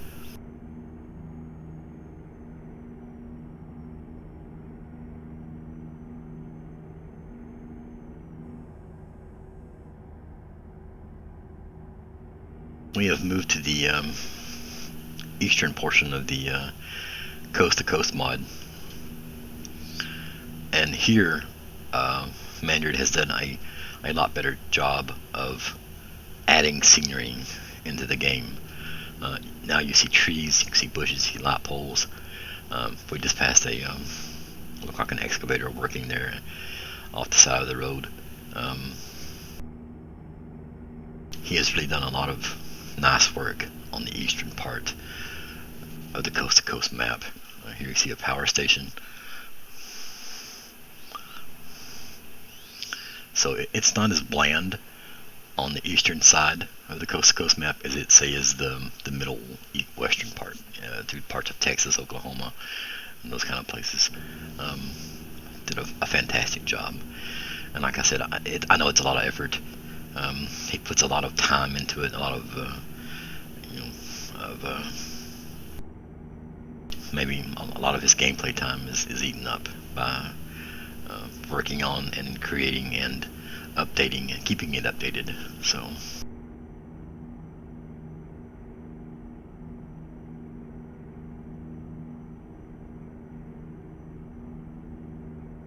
cruising along at 75 miles per hour. I think we're on the 20 right now. didn't catch the last sign, but about a little less than 600 miles away from. Oh, looky here, folks, a Lady Bear Trucking billboard, ladybeartrucking.com. I love passing those. Those were placed into the game by Manchard for Lady Bear. Donated a small fee for that to happen. Well worth it. We have recruited drivers via the billboards in this game, believe it or not. Probably one of my favorite things to see in this map is the Lady Bear Trucking logo signs on the side of the road, and they're scattered on the East Coast everywhere. You'll see some on the 10, the 20. It's so awesome to be driving down the road and seeing that bear paw on the side of the road on the billboard. If you don't have a BTC, I do recommend ladybeartrucking.com. We are a community of gamers. We absolutely love driving with other people. We're driving all the time.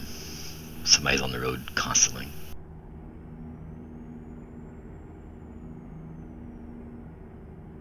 We do weekly convoys every Friday.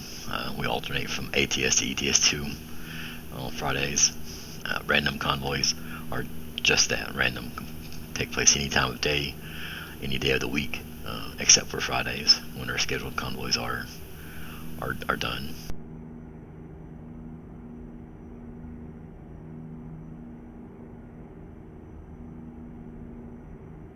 And if you don't play ATS or ETS2, feel free to jump into the Discord anyway. Like I said, we love hanging out with people. Stream your gameplay to Discord. Let us watch what you're playing. There is someone, I guarantee you, there's someone in the Bear's Den playing the same game that you are. If you like playing tanks or world warships or whatever the case may be, and you want some company, there's somebody in the Bear's Den playing the game that you are.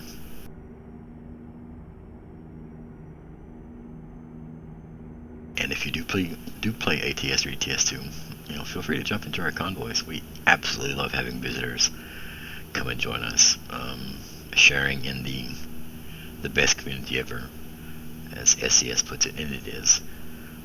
A lot of communities for games are absolutely toxic, waste, horrible, and the trucking community is nowhere near that. They're some of the friendliest people you'll ever meet, helpful as well. So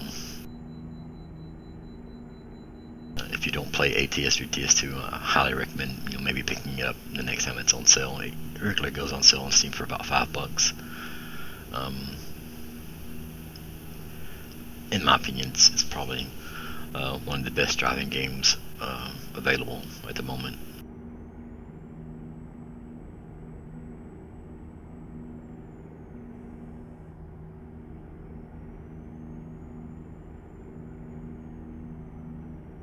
I always mention the games we play, but I hardly ever mention GTA 5. We do play GTA 5 as well.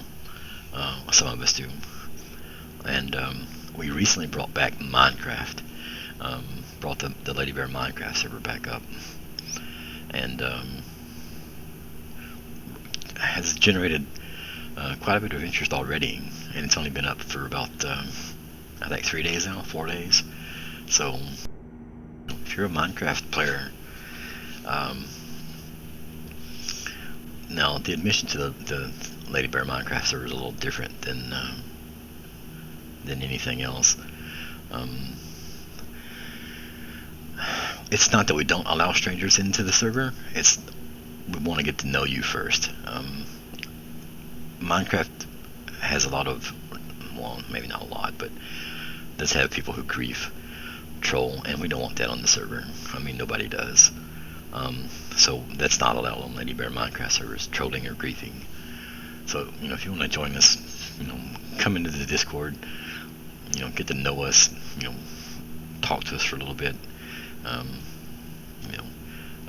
kind of get accustomed and acquainted with us. and join us, play with us.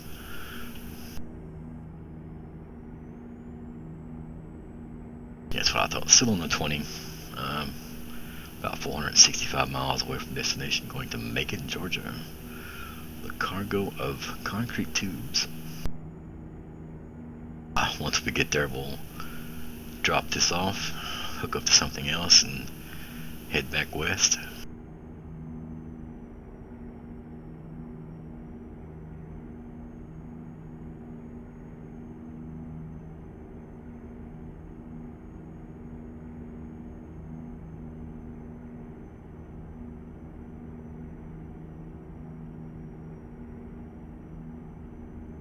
SCS recently did an update to the northern part of California, and if you haven't had a chance to check it out yet, I highly recommend it. Oh man, they completely reworked the Sacramento area and the West Coast ending for the 80, Interstate 80, ending in Sacramento. That whole area has been reworked.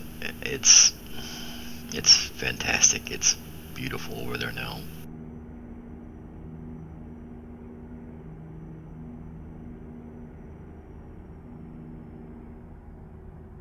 I know a lot of people use the Reforma map mod, which includes Mexico, and a reworking of the 5 through Sacramento.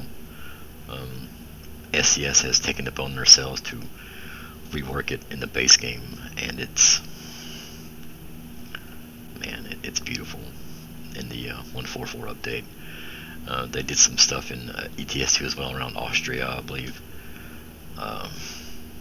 It's just, they work so hard at it. They put a lot of effort and a lot of time into it, and they do it right. They really do.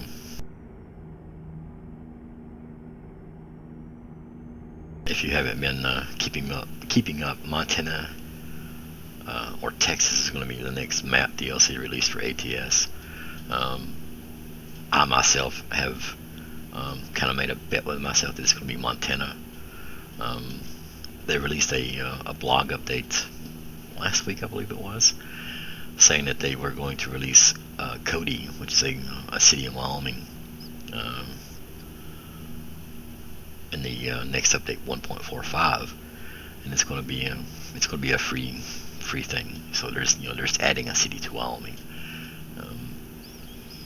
but the way it's worded and the fact that it is Cody, Wyoming, which is on the edge of the border with Montana, or up close to that area. I think the blog said it's like 50 miles away from the Yosemite National Park. Montana, I believe, is going to be the next state to be released DLC wise. Have no idea when. People are eagerly, and I do mean eagerly, awaiting the release of this DLC. It's been a while since we've had one.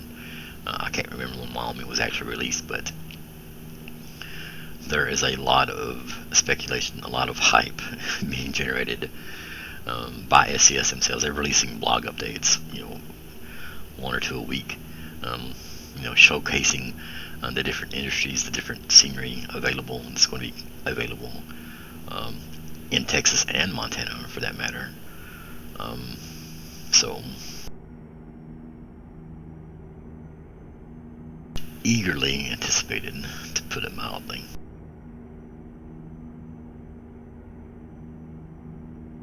Coming into Meridian, Mississippi, the 20 heading east.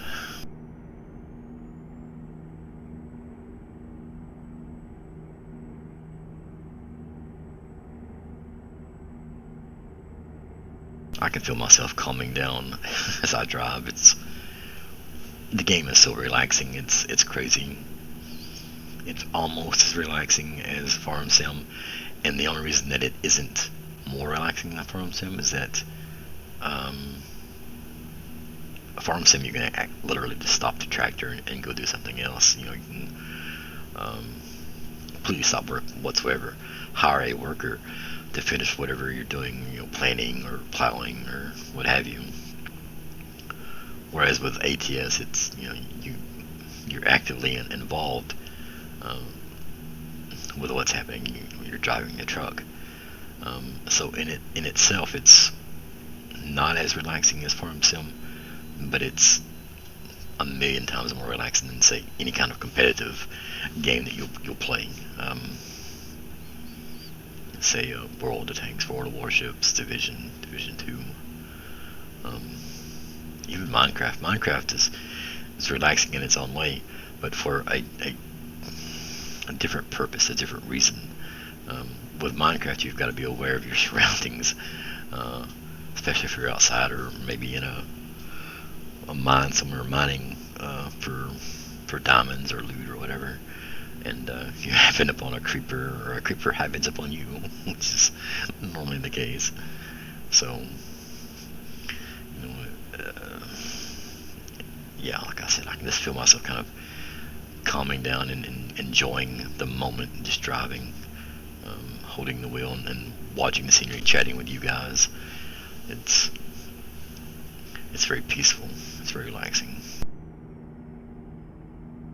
And I haven't even, or not even doing the full relaxation stuff, because you could turn on some music.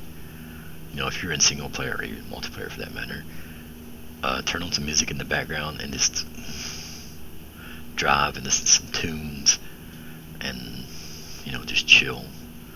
And there was a discussion earlier today in the Bears Den. Someone asked, well, what do you do while you're driving, on these 1,000-mile trips? And when I'm driving, say by myself, and I'm not streaming and I'm not talking to you on and what have you, I've usually got a movie, a TV show, or something like that on the second monitor set up next to me here. And maybe not being able to watch it every second, because obviously you got to watch the road while you're driving, but you can glance over it every few seconds, and the sound, the dialogue is happening in your ears, so you can watch what's going on for the most part. And while you're doing that, the miles are just rolling by. They're just constantly moving. For instance, we've already driven about 1,100 miles while I've talked to you, and y'all probably feel like that's been a long time, because you've got to sit and listen to me yammer on about nothing. But for me, it's passed very quickly, because I've talked about various subjects, I've talked about various things, some tips and hints and tricks, and other content. But all at the same time, I'm driving, I'm putting in miles. So if you get a chance, if you really want to relax, fire up ATS ETS2, get a nice road, get a nice load going somewhere, throw on some music, some nice chill music, whatever you like to listen to, maybe a movie, like I said, or a TV show, and just sit back and relax and enjoy it. And that's one of the benefits to this game. Is one of the things that I really, really, really enjoy about it is, if you're driving with friends, with your buddies, you get into some kind of discussion about whatever, and the miles will just absolutely fly by, and you won't even know it. I don't know how many times we've started a trip, a long trip, 2,000 miles, and before you know it, we're pulling in to drop off and pick up the next one. It just happens so fast, because as you're talking, and you're kind of distracted while you're talking with your buddies, and or maybe whatever, it's happening. It's going by. And that's what I tell people who first join Lady Bear Trucking. When you first join, you have to demonstrate that your Trucksbook client is working. So the moment you log miles, or if you have miles logged already in Trucksbook, you'll get your Cubs tag. But if you're a new user to Trucksbook, then we want to see that your client is actually logging, and once that happens, you'll immediately get your Cubs tag, whether it's race miles or real miles. This, as long as the client is logging, you get your Cubs tag. And once that happens, there are benefits to you, that it opens up the other channels with Discord. If you're just in the Discord and you still have the friend role, but you're in Lady Bear Trucking, put in tag requests. Hey, I've got miles logged. I need my Cubs tag, or I need my Bears tag, or whatever. That's going to open up a lot more channels for you to look at and view. So, please be aware that if you're only seeing part of the Discord, you're seeing maybe 25% of what's available to you for being a member of Lady Bear Trucking. Because once you get your Cubs tag, a lot more channels open up, a lot more things become available to you. So, hey Blue Jays.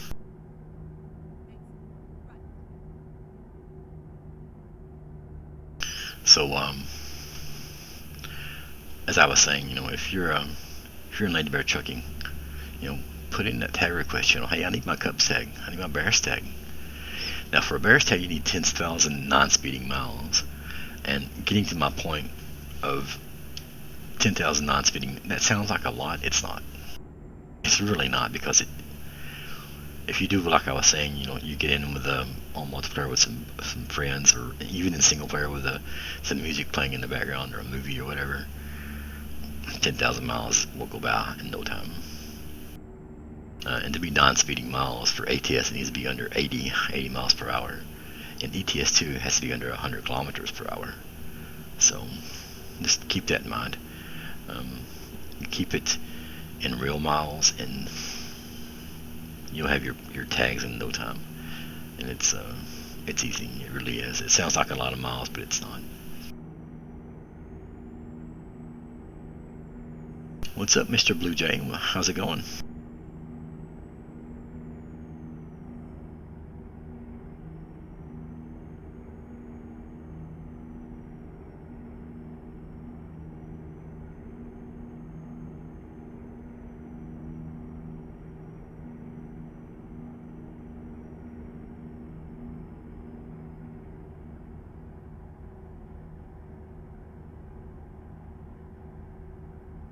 About 200 miles away from destination now. It's turned dark on us, as you can see. It's not as a big of issue in single player as it is in multiplayer. I could change the time if I wanted to. I'm not going to. I'm so close to destination that it's not worth the effort.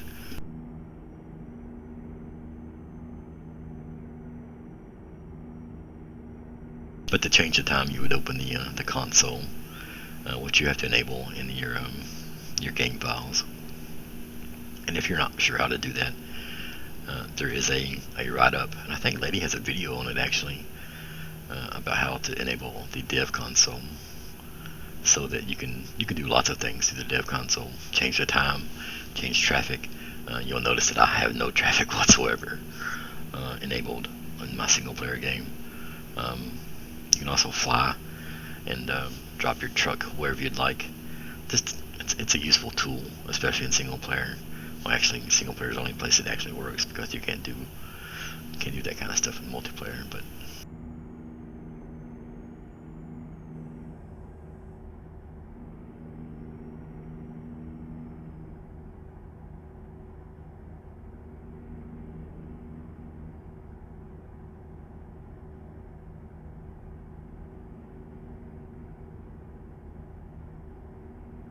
we'll get over here to Macon and drop this load off, and see what we got going back west, I suppose. We might go north, I don't know yet. We'll see. The way I do my single player profile is I'll pick a city to start in, and anywhere on the map, it doesn't matter where. But from that point on, whatever city I'm going to is where I'll pick up the next load. I know a lot of people will, pick a city to start in and drop it off that city, and then maybe jump to another city and then do another load. I don't do that in single player, and that's just a personal preference. It's just my own gameplay. I'll pick a city to start in, drive to the destination, and then pick up whatever is available out of that city going somewhere else, and just kind of continue on like that. This load was already in progress, so from a few days ago. So when we get to Macon, I'll do a look at the cargo market, see what's available for my flatbed coming out of Macon, going wherever. And the reason I do it that way is maybe I won't go west, because maybe there won't be loads going west. Maybe I'll have to go north or down south into Florida. Who knows? I'm leaving myself up to the mercy of the game at that point to direct me in what direction I'll be going. And like I said, that's my own personal preference in game playing. It's just like save editing fuel or weight or what have you. We all play our games differently. We all have different ways we enjoy it. Some people like having the traffic enabled. Some people like keeping it daylight hours all the time.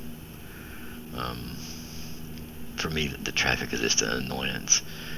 I know SCS does the best they can with their AI and how they drive, but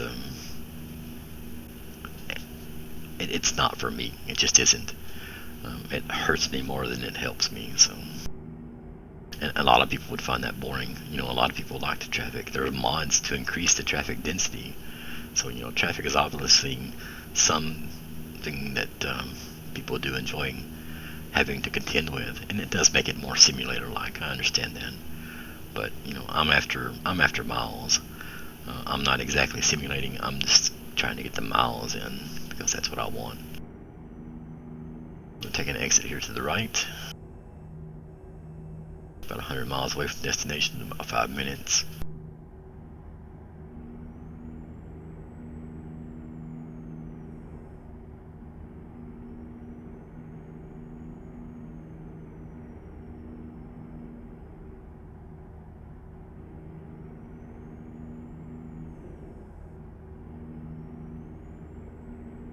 I had a cantaloupe the other day, and if you're not familiar with what a cantaloupe is, it's a sweet melon, kind of like a watermelon, but it's got orange meat, orange yellowish insides. Can be sweet. They're better if they're sweet. Some people call them mushmelons. I've heard them called stone melons as well. They have a kind of a gray outer skin, and like I said, the inside's a yellowish orange. Delicious. They're absolutely delicious. And I have to get one back because it was my first one of this year, and they get ripe. Obviously in the spring and summertime is when they're most popular. It's like a watermelon. I am going to get another one though. I got a nice medium-sized one, and then it lasted about 3 days before I ate it up. It was so good.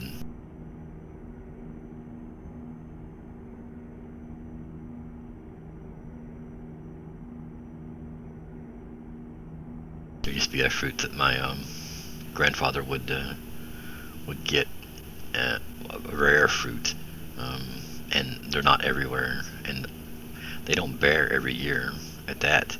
So they're called pawpaws, and that's at least what we call them here in my part of the world. And they've got kind of a yellowish meat as well to them, and they're really soft, and about the size of probably about the size of a medium-sized apple or so. Got a dark purple, white skin look to them, and they've got humongous seeds inside of them, but they don't bear every year. They're hit or miss, and the trees are hard to find anymore, hard to grow. My grandfather tried to grow several, and they would take root, but they wouldn't bear fruit. And I think it was because trying to grow them in prepared plots or whatever, they wouldn't bear fruit. I think he got fruit off them one time, and the tree was there for years. So, but they're called pawpaws, and they kind of look like a mango, a kind of a mango-ish looking meat. Not as they're a lot sweeter than a mango though. Delicious. I haven't had a pawpaw in probably 10 years, maybe longer than that, because they're so rare. And as far as I know, The region of the United States where I'm at is the only place, where they'll grow in kind of the southeast. That's probably not their actual official name. It's just a name that I know them by.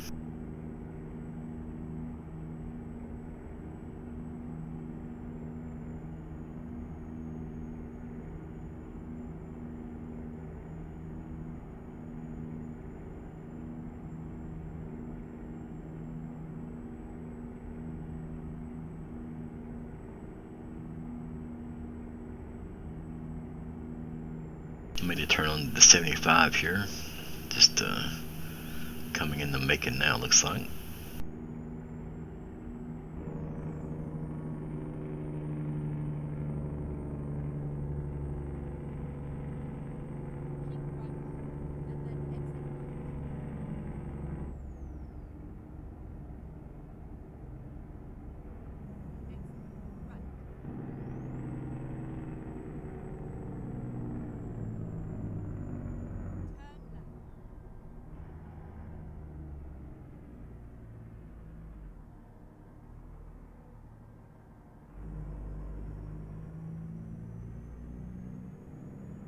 Oh yeah, we're at destination.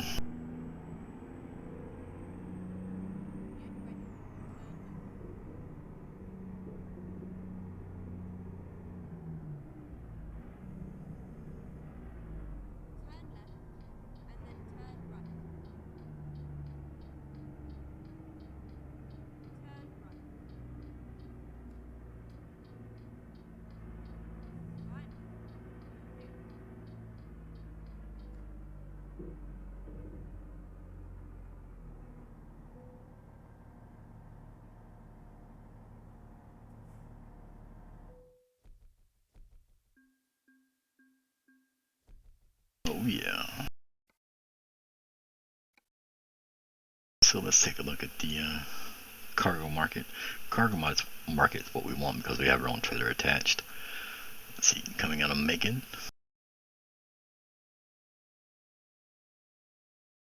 We don't have a whole lot available to the trailer we're carrying.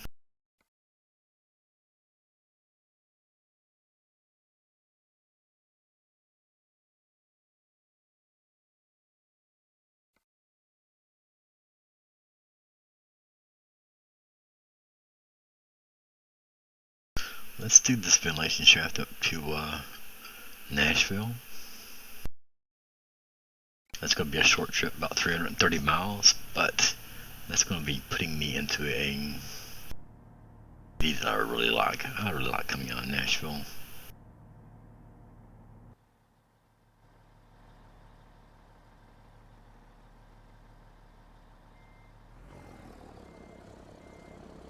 We're picking up here, I think so.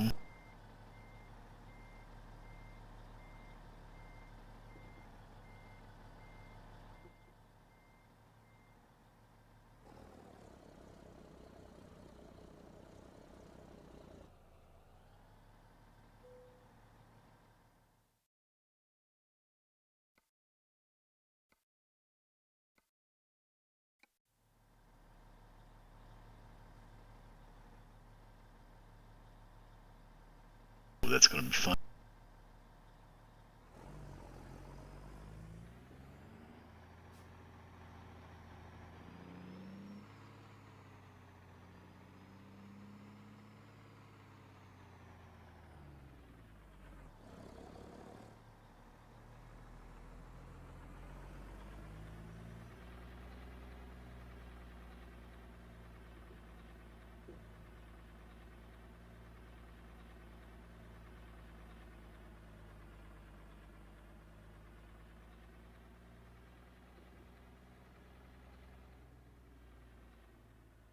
Let's see if we can get around here.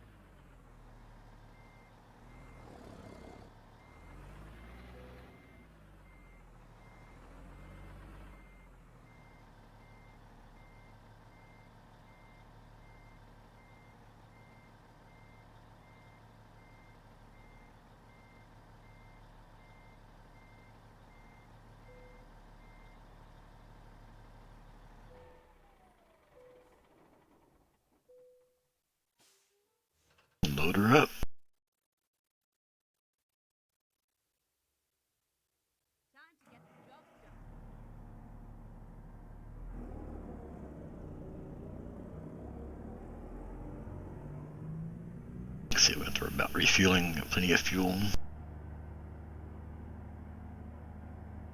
and it's just a short trip. Like I said, only 335 miles from here.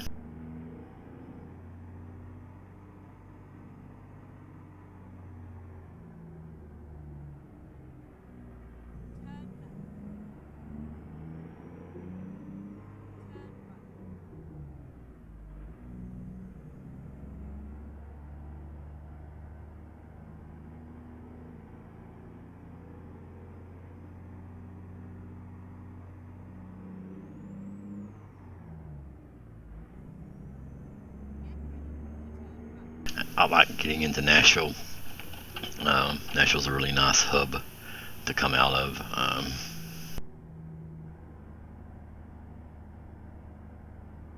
You've got several interstates intersecting there. Nashville 40 for one, 65 coming north-south. So once you get into Nashville, you've got a lot of options about what direction you can go.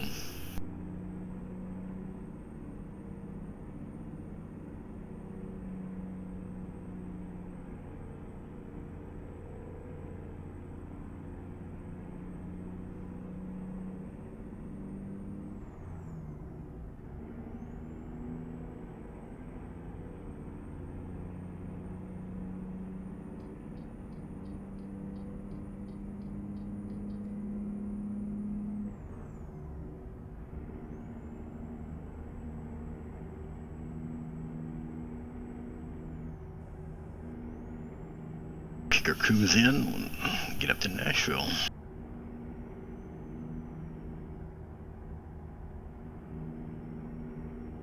A ventilation shaft doesn't weigh a whole lot. It's about 11,000 pounds. I don't concern myself with cargo so much as where it's going. Like I said,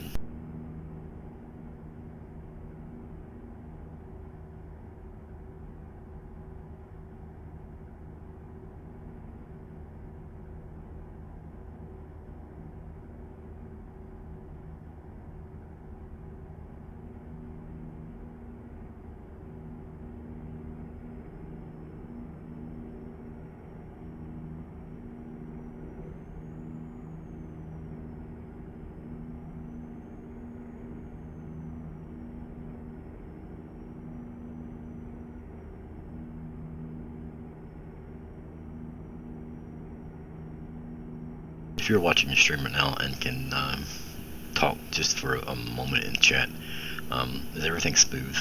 Is everything running smoothly? Does the screen or the truck look squished? Just want to make sure that it's not everything's looking like it should.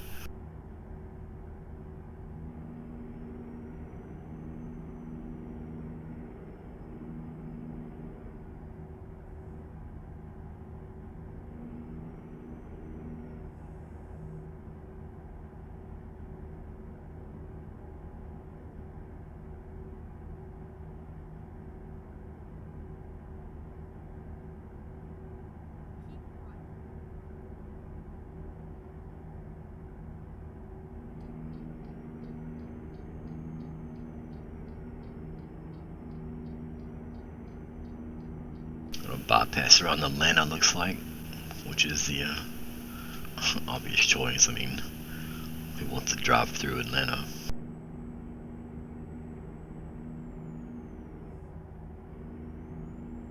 I will be doing it early in the morning though, so even if I did have traffic on, maybe it wouldn't be too bad.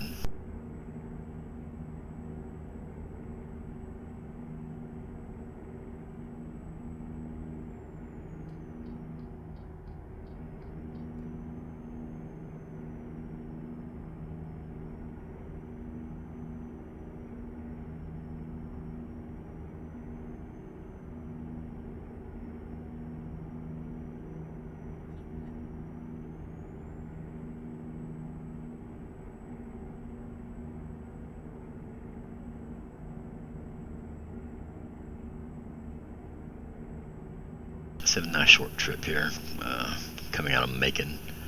We had several loads actually, going back west. This one was going north up to Nashville. Decided to take it to put us closer to the 40 or on the 40, and then from there, we'll see.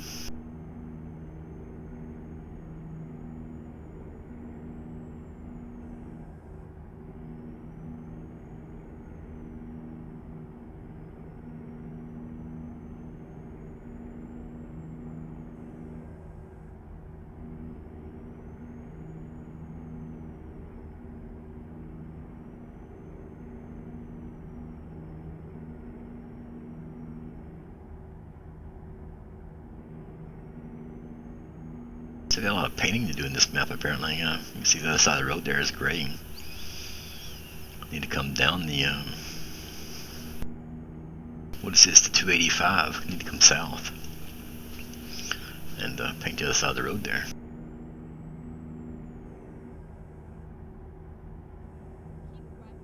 That isn't a major concern in single player. As I was saying, Mantrid keeps the map up to date with the latest game version, so you're likely to lose a little progress from update to update.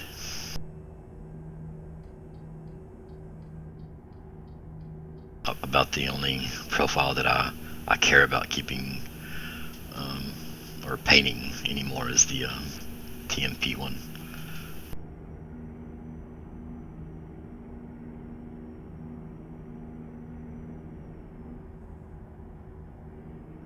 And even that's hard to do. I know Flu is at, where was it, 98%, 97%, 99%, something like that. Lady Bear is also in the high 90s for map completion. It's not something that I'm, striving to achieve. I just happen to do it, if I happen to think about it, see maybe a gray road, gray exit that I need to paint. But this goes back to what your gameplay is. It's like Steam achievements. I know Racer Bear in the Barristan recently completed all of his Steam achievements for ATS, and hats off to him. There's a lot of achievements for this game, a lot of achievements for ETS2 as well. I've played the game to do those from time to time. It's not something that I, when I log in, that's what I'm after. But maybe once or twice. But some people, that's their gameplay. That's the reason they fire up the truck sim. They want to get all of those Steam achievements.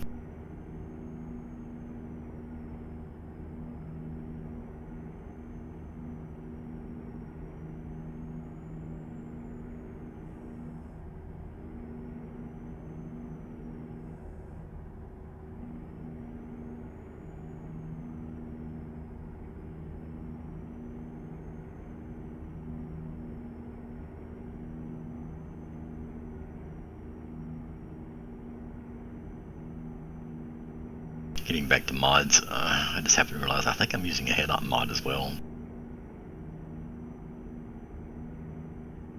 You can see that the headlights have a kind of a brighter intensity to them, and I'm pretty sure that's a mod that I have enabled for driving at night. It's quite dark, not as dark as TMB, but still dark.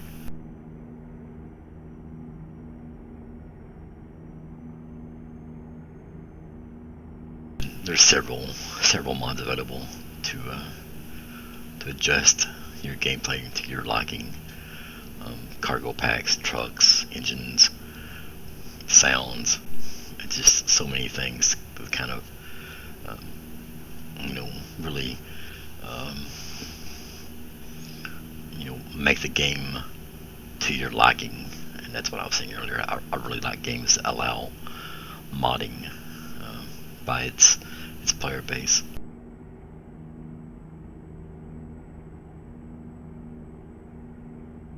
So we're going to bypass Atlanta, obviously, get on the probably 65, I'm assuming.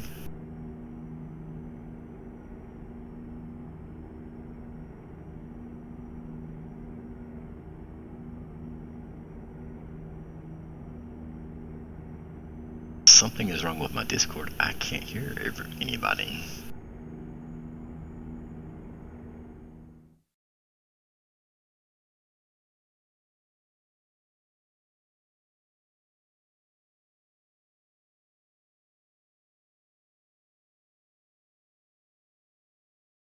second, folks. Let me get that started back.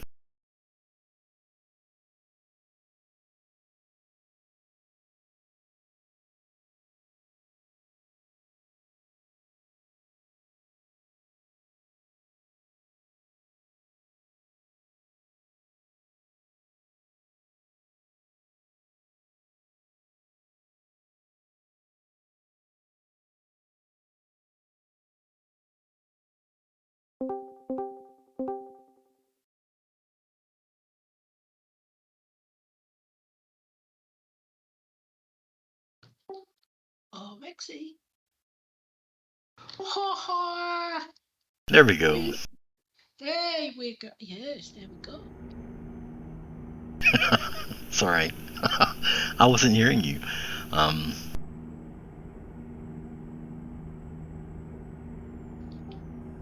What? So again, you weren't hearing us? I wasn't hearing. Blue Jay was in the channel, like he was saying there in Twitch chat, but he said he wasn't saying anything. But I saw you lighting up, and I wasn't hearing you, or your snapshot for that matter. So I just restarted Discord, put it in admin mode.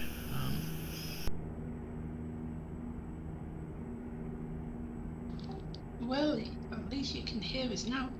That's a good thing. Right. Y'all could have been talking about me and I wouldn't have known it. Ah, well. That could happen. But no. We wouldn't do that. Oh no, we wouldn't do that. No, we wouldn't. No, we wouldn't. Just double checking y'all can hear Discord, right? Me and Snappy were talking about how far ahead he is in miles on the Chucky app. It's like, he's got quite ahead of me.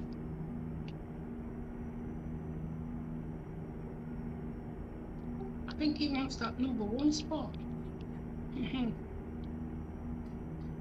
Nah. Well, yeah. One of them Golden Bears. Yeah, but I can't do mine till next month, or till the end of next month, before I can really push. But by then, I've got about 3.5 months to make up, which is possible. Oh yeah, easy, no problem. Yeah, easy. I could even get me 4 diamonds by the end of the year, so I can't like complete.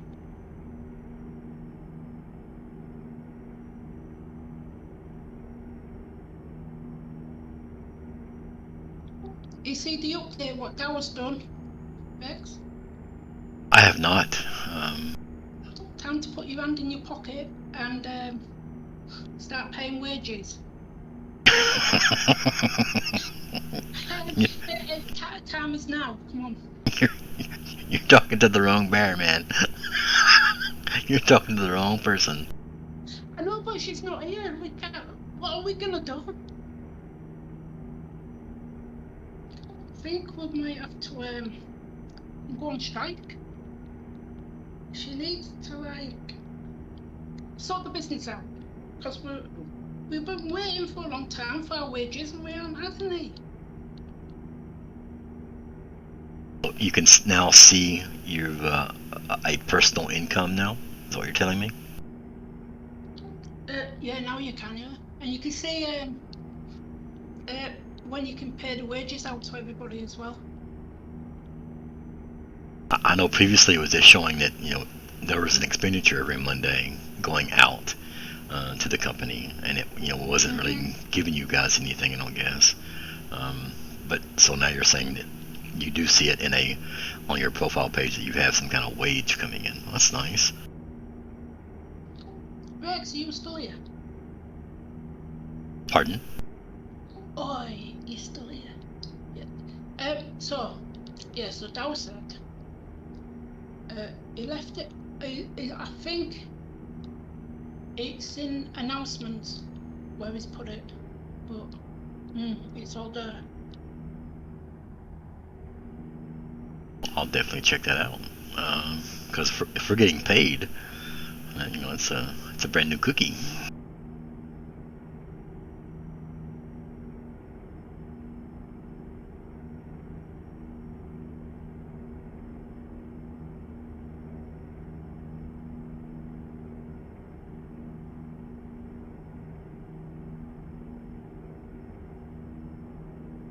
So in the Truckee app, we're pardon me, in the Truckee app, Lady Bear Trucking can pay its employees, depending on the role that they currently have.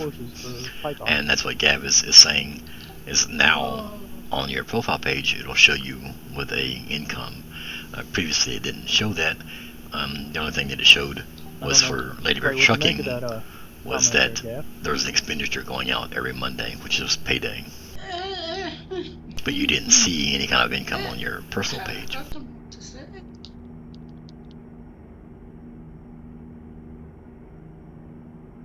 It's better if it was smaller, wouldn't you say? Oh yeah, it's just a small course. It's just one.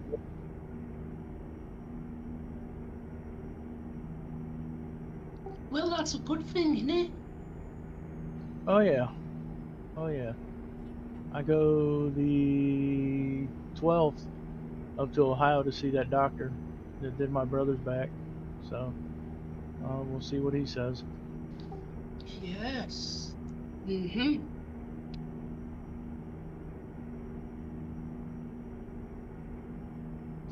You definitely need to get it sorted out, Snappy.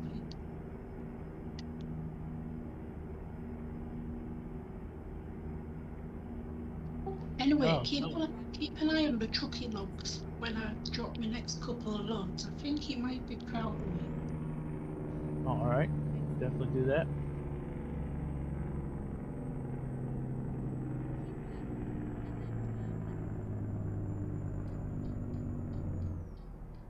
Yeah, it's in September. We got to save up for a few months before we can travel up. But my dad just had surgery again on his heart, and they put a stent in and everything, so he's doing good.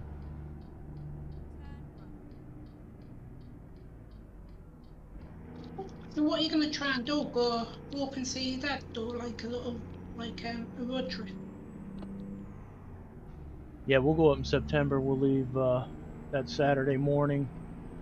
Just run up on the 10th, and we'll stay for, well, I don't know how long. A week, 2 weeks, 3 weeks, something like that. Just all depending on what they can do, what they can't do, and everything like that. So we'll just have to see what happens. Yeah. At least you get to see your dad. That's the main thing, Snappy. Oh yeah, man's 77 years old. That's how old my dad was when he died. He was 77.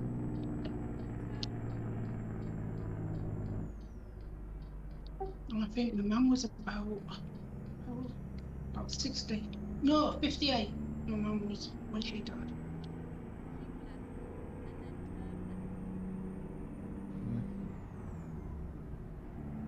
Yep, he's the longest living person in his family. Well, that's a good age then, I would say. Yep, he's still one where he's ever though. Well, you get to be 77. I think you get to be honorary as you want to. 10-4. Mm-hmm. You're right about that.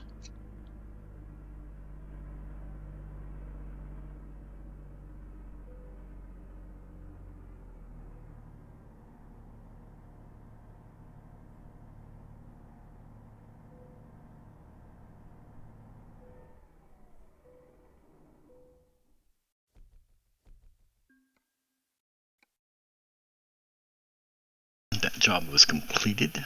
I'm going to check and see if Minecraft is working.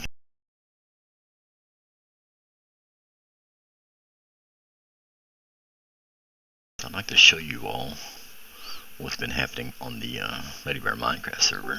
I think I might push you a little bit more, Snappy. But I think I might give you this month.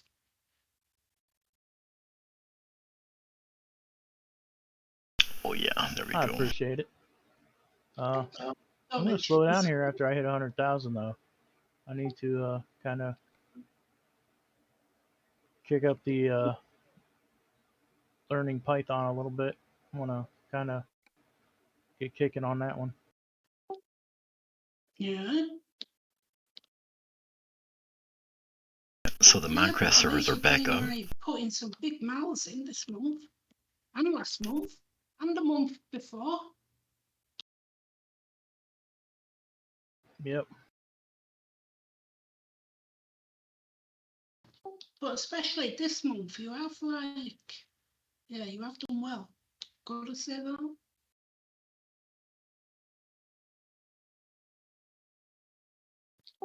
I don't think I could catch you though.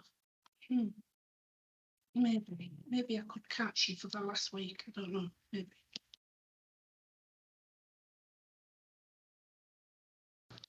But yeah, I'll see what I can do. I'll see if I can try and catch you. But I can't make but no promises, so you might have to have this month.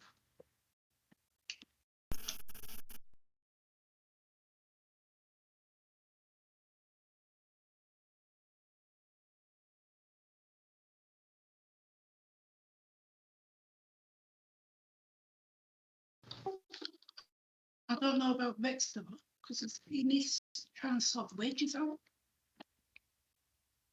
Yeah.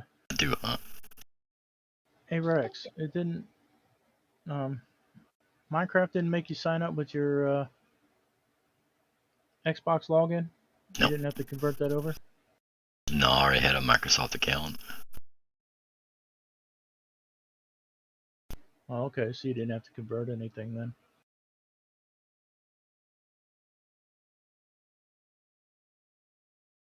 It made me convert mine over to Microsoft since they bought Minecraft out and everything, and they made me a couple years ago, 3 years ago, 3 or 4 years ago, it made me convert it over. Longer than that, about 5 years. When they bought them out, or when Microsoft bought the guy. Yeah.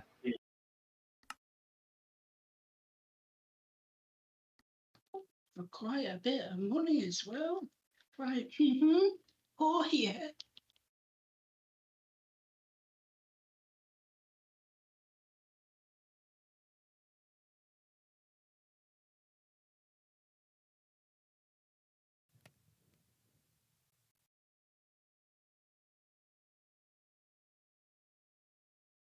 Okay, so we're on the wrong button. Pardon me.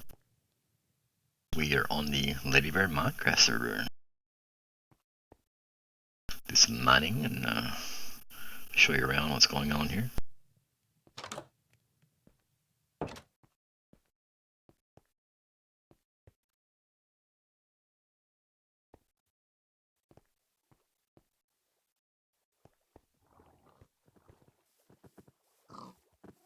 So added some pins here, as you see, some horses. Got some carrots planted, some cows, and pigs. Oh yeah. And I have a guardian cat apparently, just standing watch.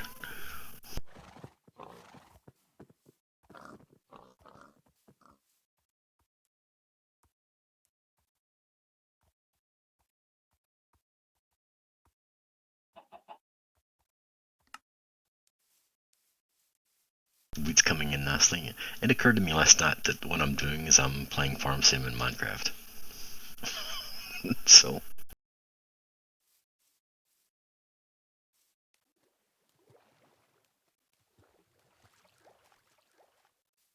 go ahead and harvest our sugar cane here.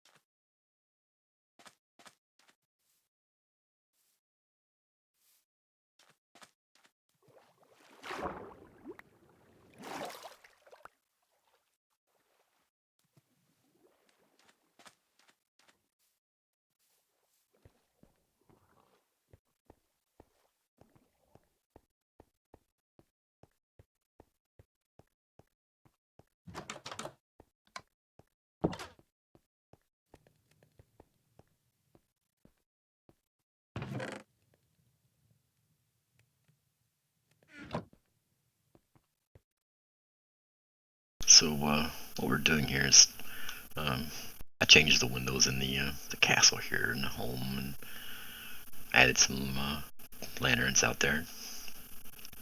As you can see, put some more lights up to prohibit being surprised by a zombie or a creeper, which never happens in Minecraft. Finished my enchantment table as well. This was a big bonus right here. Getting this done, I absolutely love this.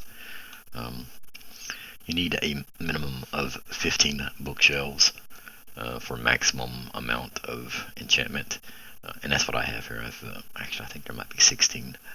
I thought about adding, just for looks, the other 2 or other 4 to each side bookshelves, just to keep it looking nice and symmetrical, but we'll see.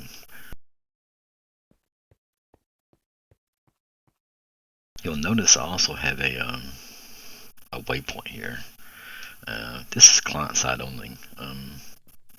Comes in handy for especially people like me.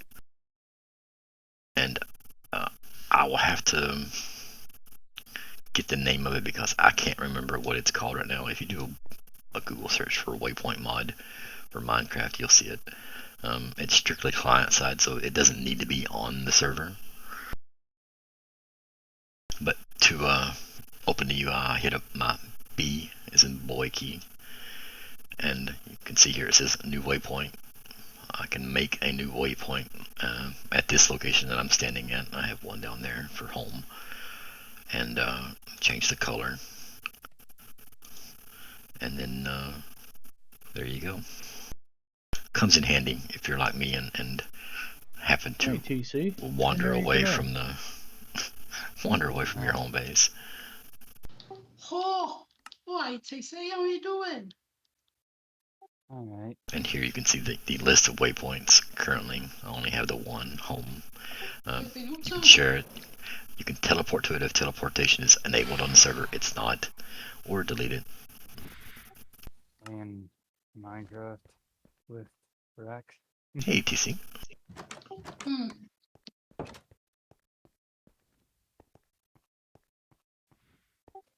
Hey, Rex.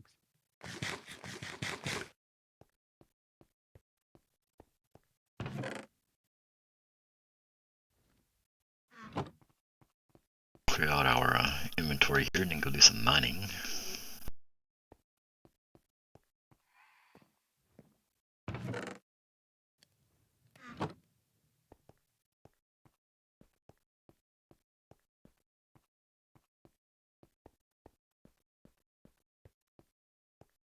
As I was saying the other day, in mob mine shafts, if you keep the torches on your right, you'll eventually come back to a place that'll get you to the base, to the home. And you can see there, these torches are all on the left, so you're heading away from where you're coming from. Here's a great example. You can see how down through there all the torches are on the left. Well, if you're trying to get back to where you're going or where you come from, home, put the torches on your right. See that? Put the torches on your right, and it leads you back. That's just a little tip for those Minecraft players among you.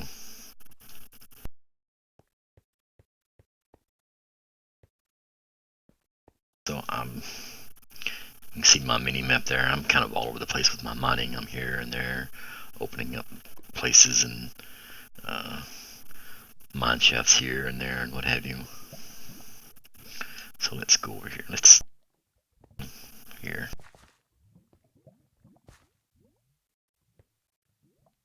Get situated here. You can see on my probably my mini map there the open spots.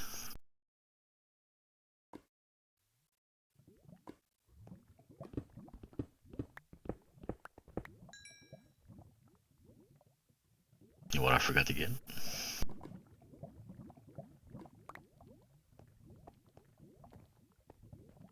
I need torches.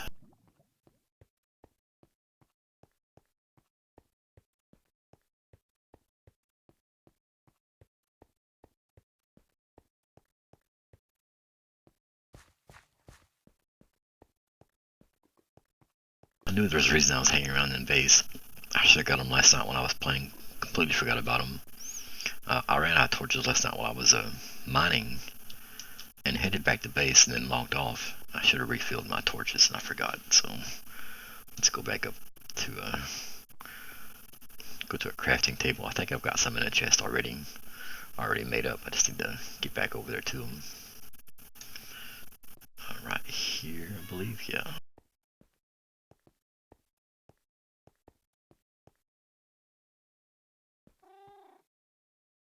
My other guardian cat.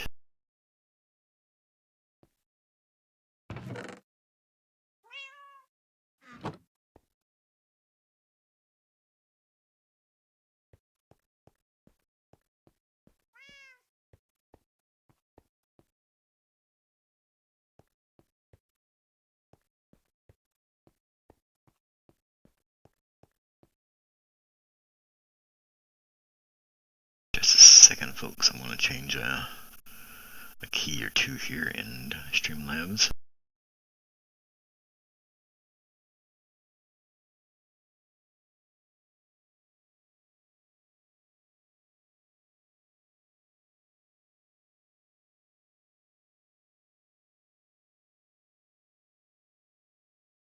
There we go. Put you on a thumb key on my mouse. That way I can talk to you and still move. It's awkward trying to talk to you using the other key. So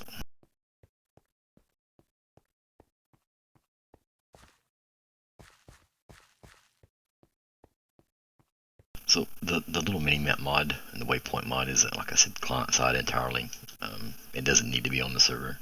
If you do a Google search for waypoint mod or something similar, you'll find it. And if you press me about it, I will look for you and get the exact one that I have, because it comes in handy. It really does. So we've got a nice open space here.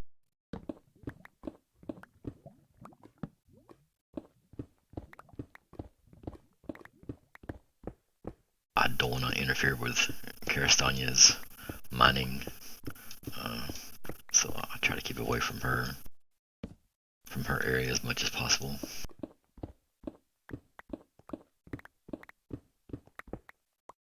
And I mean, you're in the sand, or Talked sorry, to my gravel. brother the other night, and he's trying to sell me on moving back to Ohio. I don't know. I just don't like the winters that much up there. You will not like what it is now.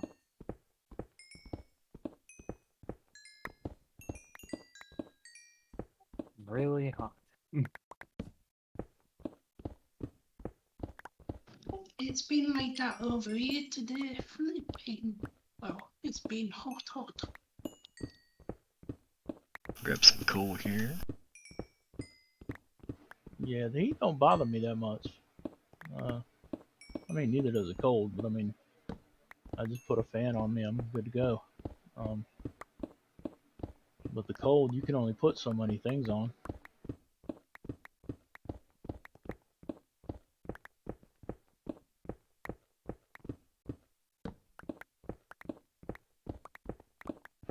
I don't know, it's a hard sell. I've been down here 20 years, so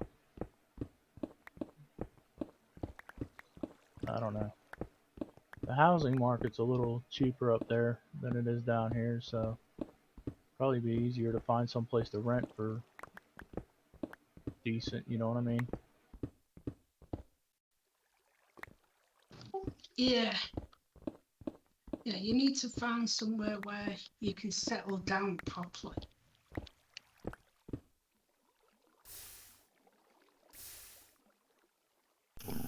Row.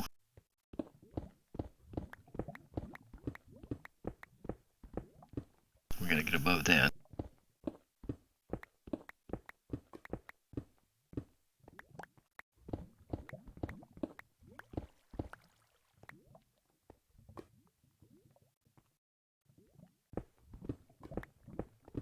Oh, some lapis, yes please.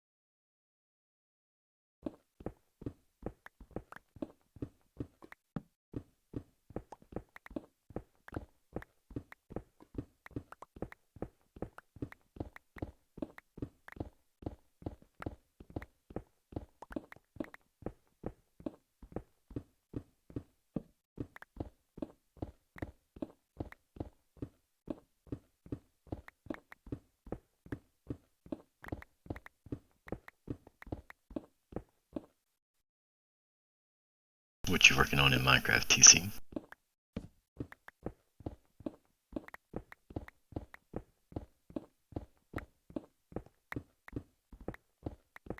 Oh, tree planting, getting wood.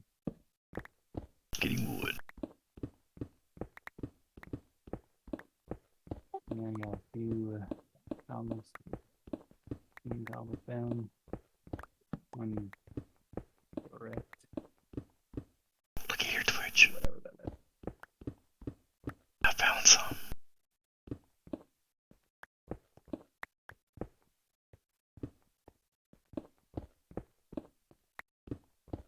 I'm trying to keep alive when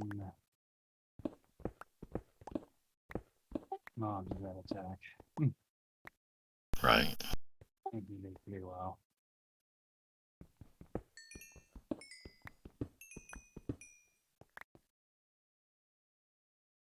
Nice little haul there. 7.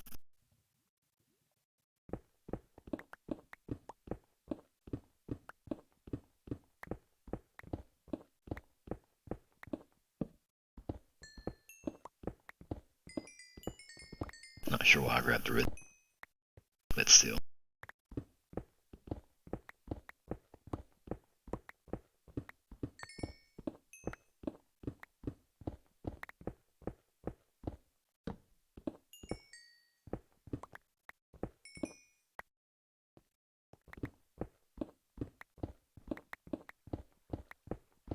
I know one thing, food's killing me.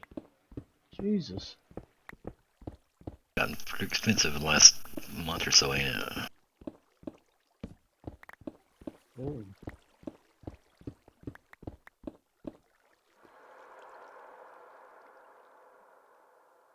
It's going to that whether I want to or not, I guess. that.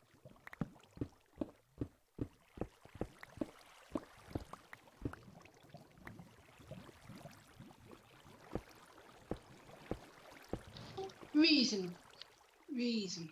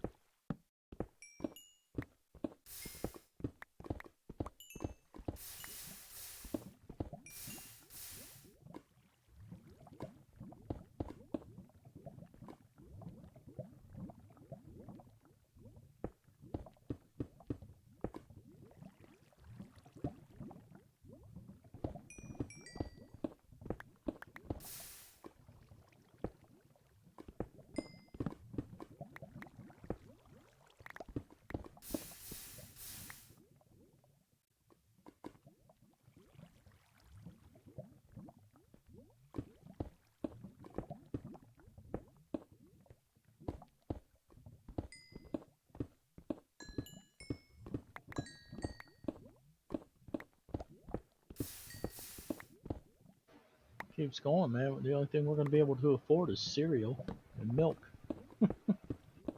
It's not far from the truth.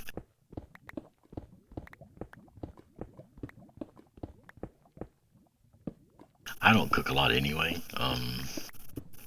Normally what I eat's just pre-prepared meals, TV dinners, what have you.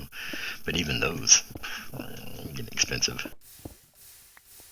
And it's not that I can't cook, I just don't because it's just me. So I don't go through a lot of effort cooking myself a meal when I can just throw something in the oven. Oh, I know how you feel, mate. Definitely. I'm definitely the same. I mean, like we talked about before, I do get in the mood for something home cooked, some kind of meal, beans or dumplings or whatever, and I'll break down and actually fix them. But for the most part, it's TV dinners or sandwiches or whatever because I'm not going through a lot of trouble just for myself. Yeah, understood there.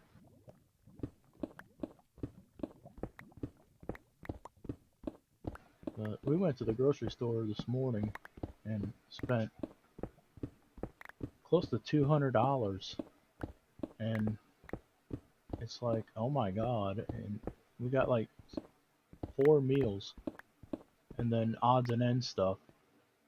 It's like crazy expensive now. Just the cheap stuff that used to be $2 and $3 is now $4 and $5. It's insane.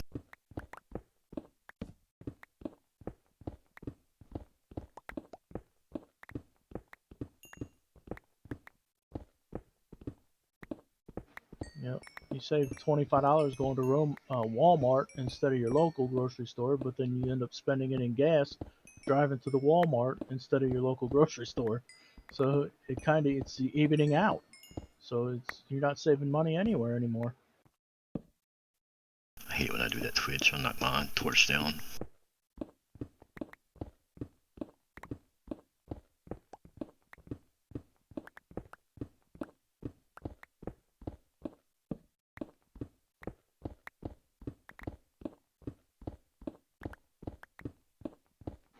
I know my next car is going to be some kind of hybrid or something that gets 50 or 60 miles to the gallon. I know that. Gotta be. God love my van, but this 17 and 18 miles per gallon is just killing me.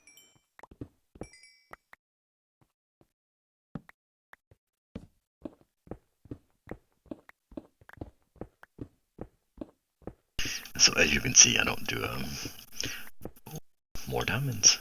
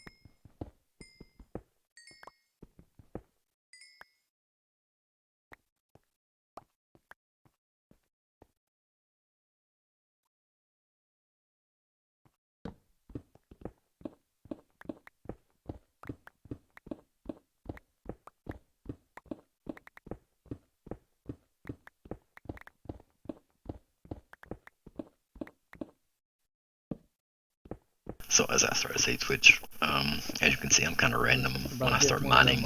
Motorcycles, it looks like a Vespa. I'll move in whatever direction you get like feels 70 or right. 80 miles to the gallon. Or especially if I run into, say, something like gravel or dirt or whatever. I'll work around it instead of just going right through it.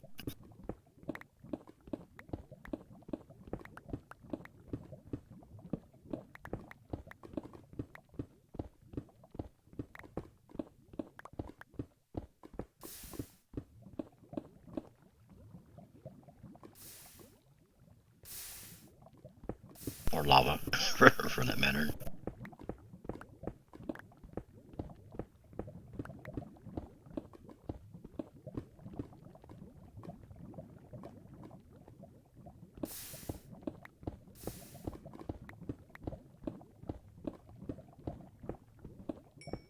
I'll be right back.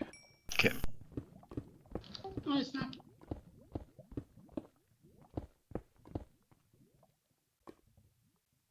Oh, looks like my bags are full.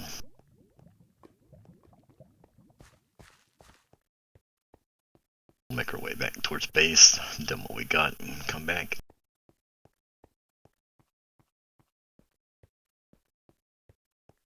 So yeah, I'm kind of random about once I start mining, I might zigzag here and there and what have you. Hey Rex, are we going anywhere nice tomorrow? I don't know.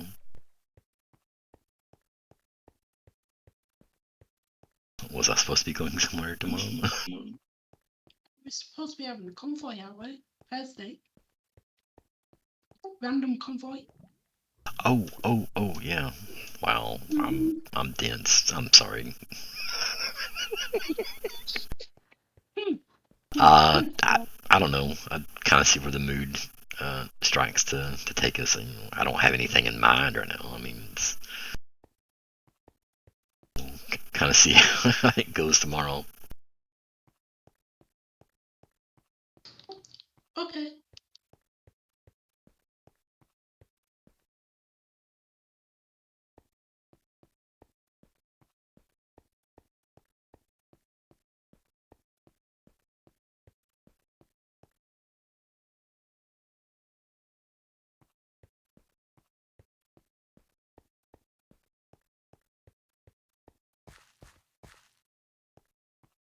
So I'll start mining, and I'll mine in one direction, like I said, until I get to a spot that is blocked by gravel or dirt or lava, and then I'll zigzag around it.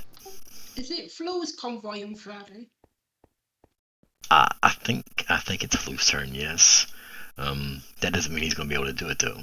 I think his parents are visiting for a while, so I don't know if he's going to have the opportunity to. And that being said, I'm not entirely sure that it is Floof's. It might be Bushwhackers. I don't know. We'll see.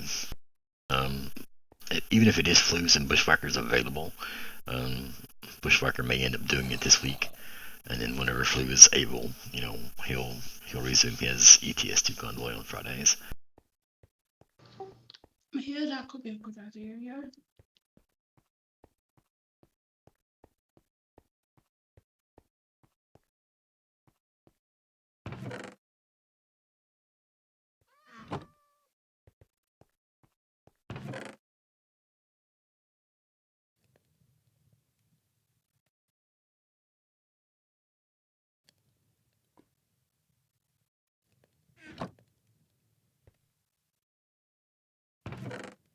Turning it into regular stone, which then I'll put in the stone cutter over here, right here, and make bricks, stone bricks, which I use for building and what have you. All collected there, right? I've got a little bit of everything, TC. I mean, I don't know if you saw my sign here. Take anything you need. I mean that literally. If you come over here and you need something, take it. I'd rather you not take everything that I have. Like I've got several diamonds here, so don't take them all.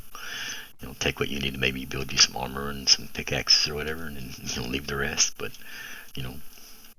don't hesitate to come and loot some stuff, food or iron or what have you.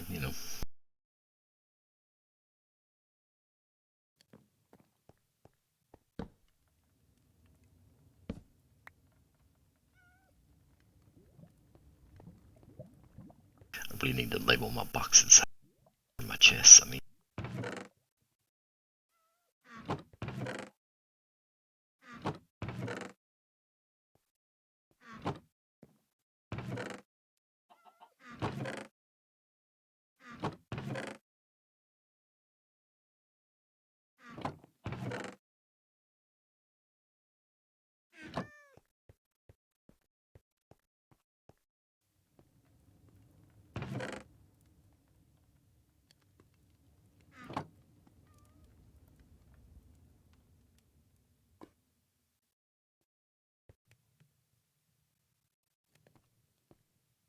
I got our bags empty, and we're what are we doing here?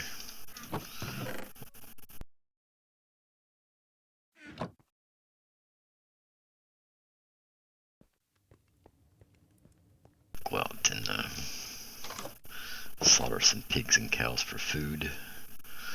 I got a little bit, don't have a whole lot. But before I do that, I will feed them. Look at all my piggies.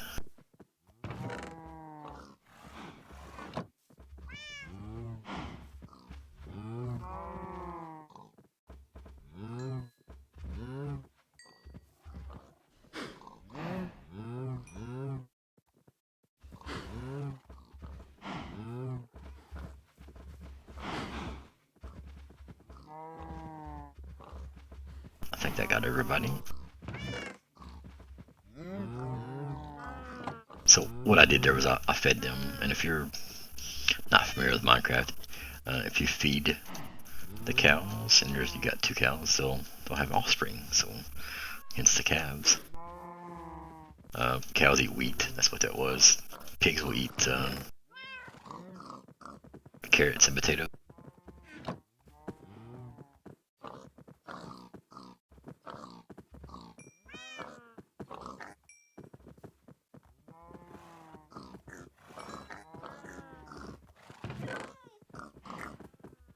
Want some nice crispy baking in a few days. Oh yeah. My carrots are coming in nicely. Go over and check the wheat. It's my little wheat field that I've got. Harvest our melons while we're out here.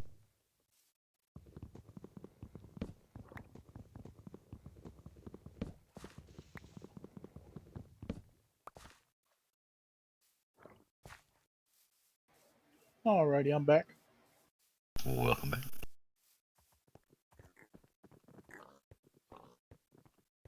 Welcome back, Snap. We'll put our food in the chest and get back down to the mines. Make sure we retrieve all of our stuff that's been smelting.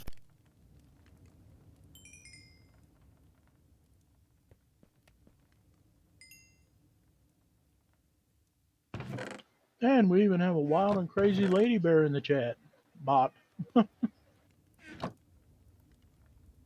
Welcome to the stream, Lady Bear Bot.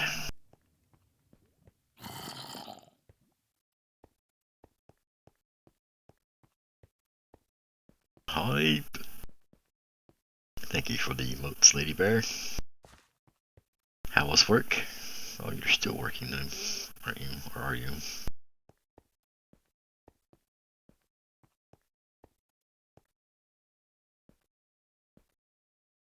So what direction do we want to head in now? We'll go this way.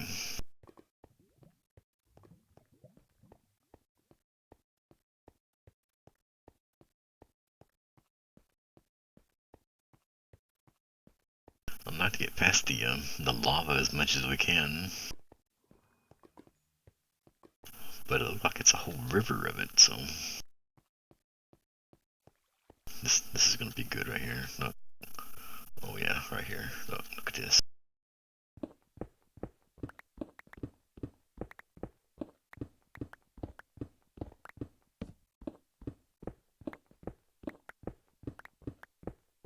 Should grab me some more torches before I came down here, but oh well.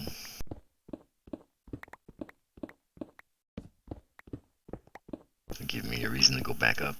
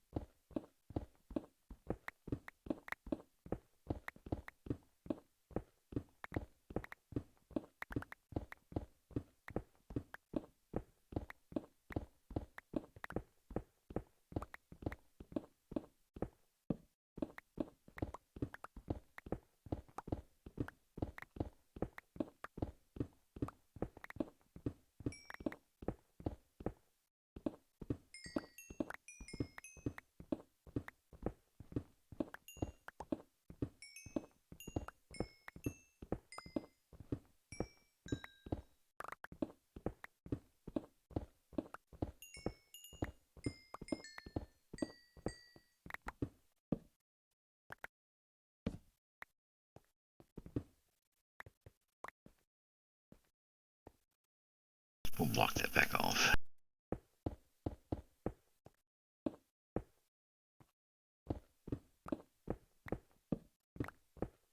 I don't always do that, but if you know the coal seam or whatever I'm mining happens to extend a ways off the path that I'm mining, I will block it back off.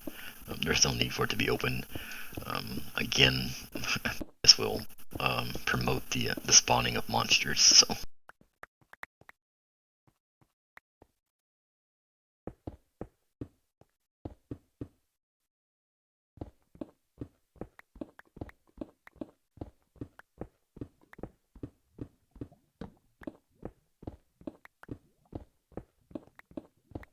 And my dumbass does not need any help in finding monsters because I've got a nose for them.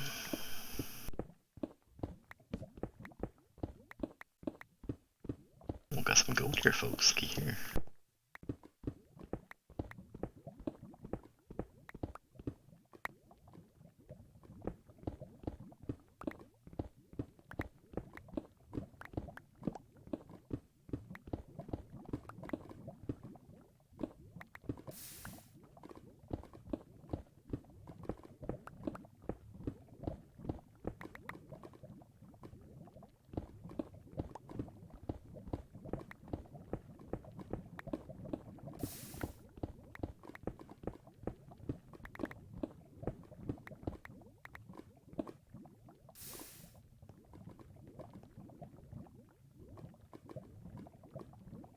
Well, I could cross that, but as you see, it extends even further around. So what I'm going to do is I'm just going to change direction completely and go this way.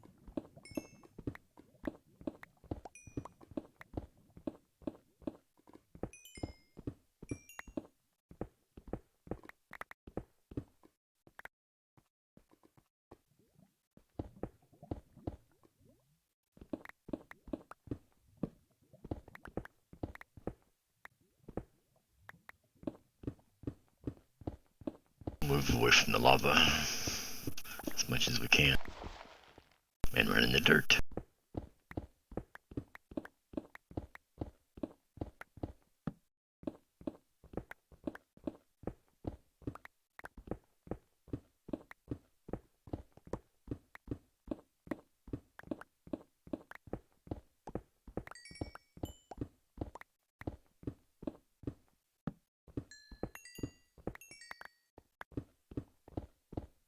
Really, I don't know why I keep collecting the redstone other than XP.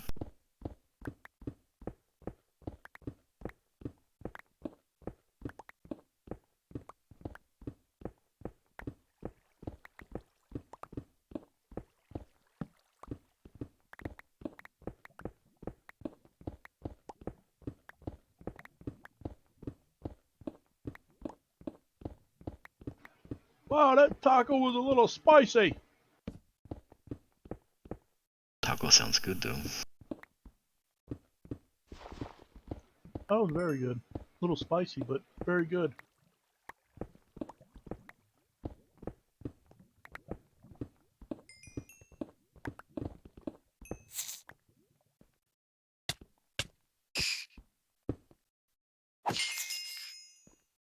Silverfish, I hate silverfish.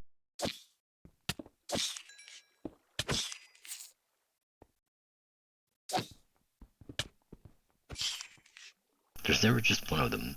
There's like 14. God, I only had 2 of them, and I feel like a stuffed cow.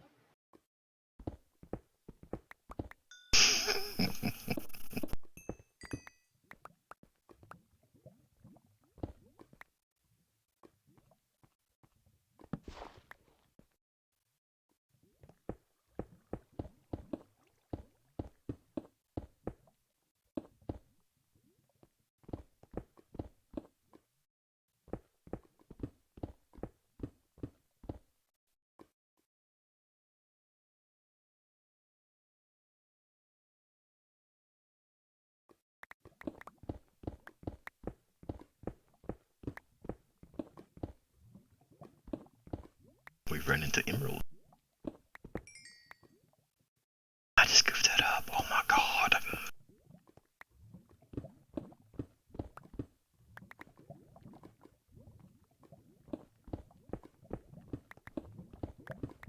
So I've got a fortune pickaxe on me for mining diamonds and emeralds when I come across. It's not the one I'm using right now. The one I'm using right now has efficiency on it, and I just mined the emerald block with it instead of the one with fortune on it. So, oh well.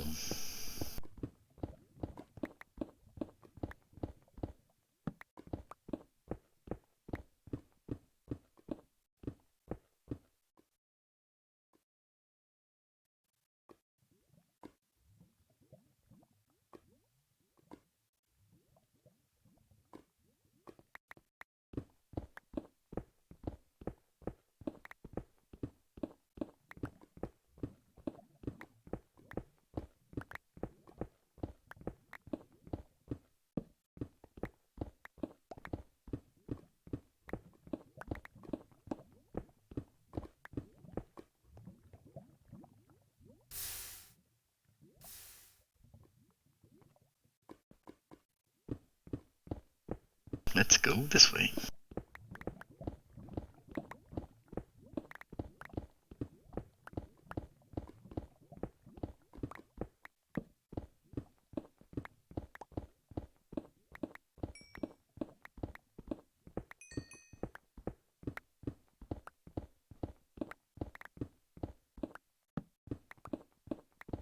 I'm running out of torches.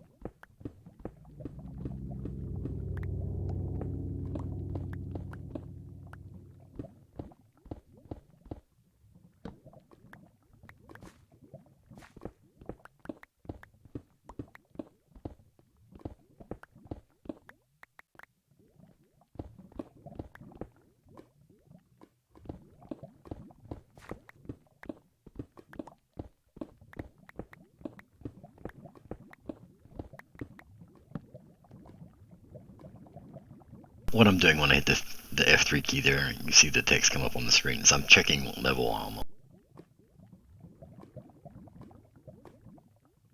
Because diamonds will only spawn or only generate on levels 14 and below. So I'll bring the F3 window up, and you probably can't see that because it takes, no, you can't see it at all, never mind. Well, maybe you can, yeah, you can't see it. It's like the 4, 3, 7, not line down XYZ. The middle number there is what level you're on, what layer you're on, 12 at the moment. So when I move up or down, like I just did back there behind me, I went up a couple of levels. I want to make sure that I'm still under level 14.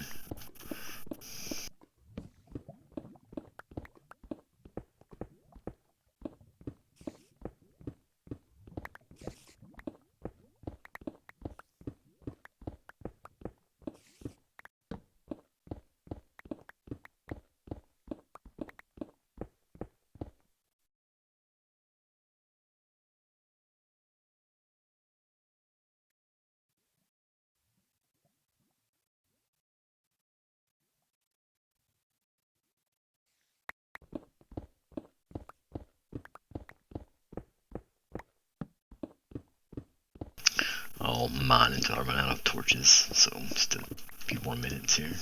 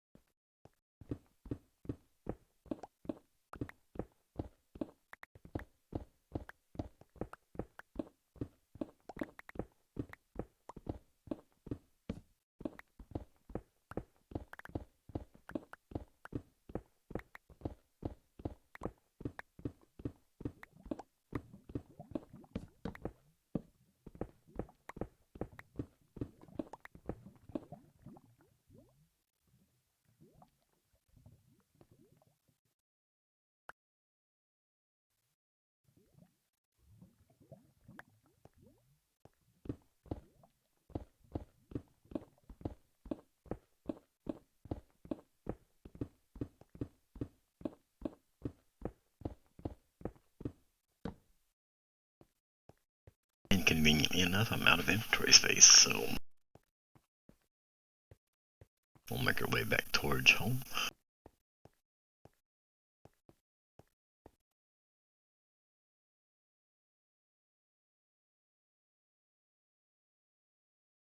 And this is why I like the waypoint mod. As you can see, if I were to go from a straight line right here, home, my waypoint is 117 meters, 117 and a half meters from where I'm at in this direction. And so, like I said, it's a really nice mod, client side only. It doesn't need to be on the server. You just need to have it in your game. You'll launch the game in from the launcher. I think you'll need I think it's Curse or Forge, whatever, and you'll launch the game with that, through the launcher, that version.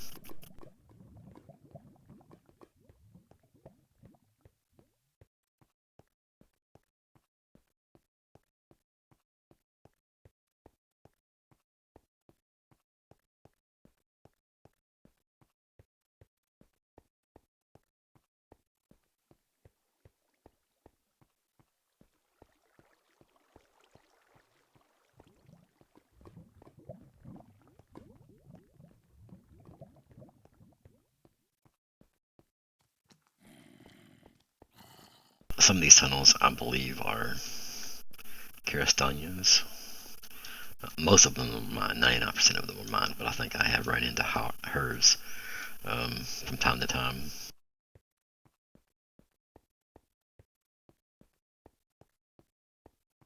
And when I do realize that I have encroached on her territory, I back off and change directions. There's just too much world for us to be mining in the same spot. So when I find myself maybe entering her territory, I do back off.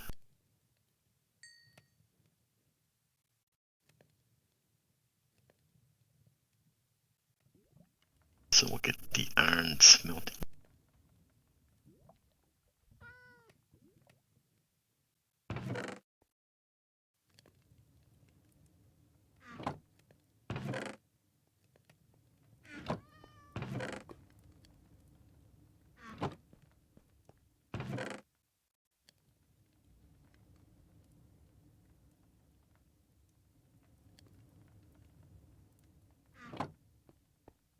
Cobblestones are cooking.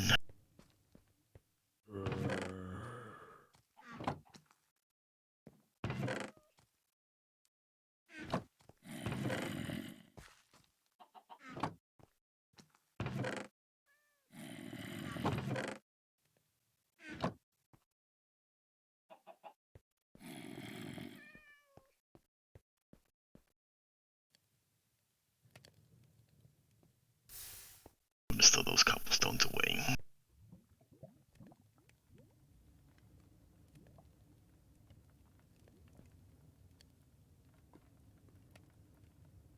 Seems like it's always night time when I come back up from the mines.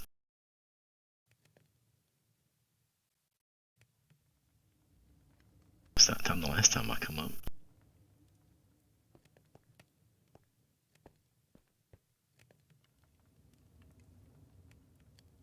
I spend so much time underground that it's not a big deal, really.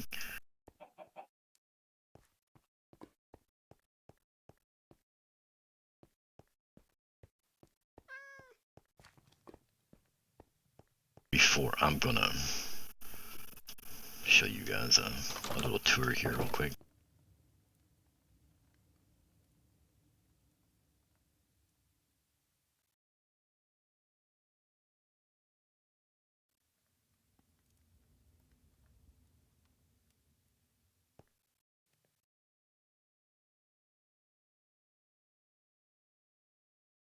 So, last couple of days I've been working on the outside, the perimeter of the old home place here, and added some lanterns and some other things. The animals being the number one thing.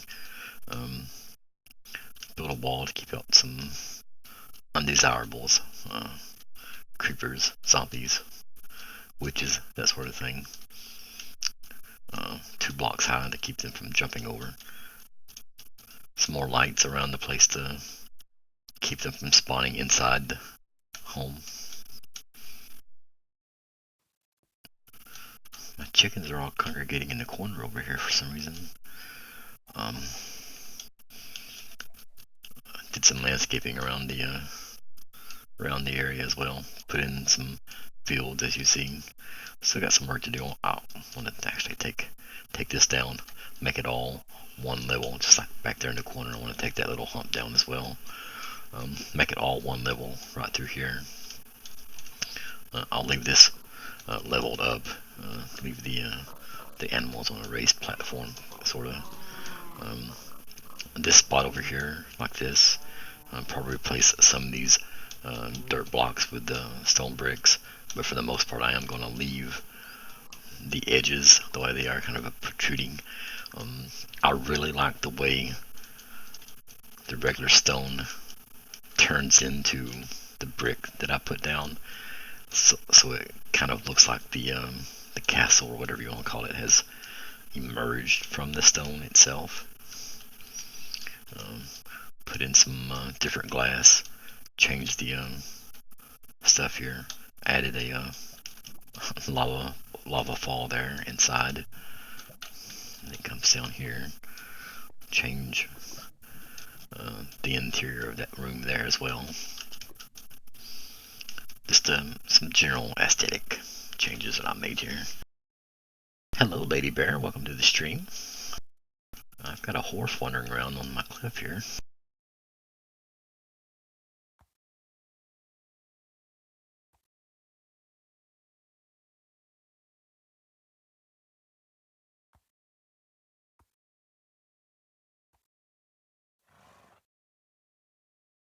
Don't know what he's doing, but looks like he's having a good.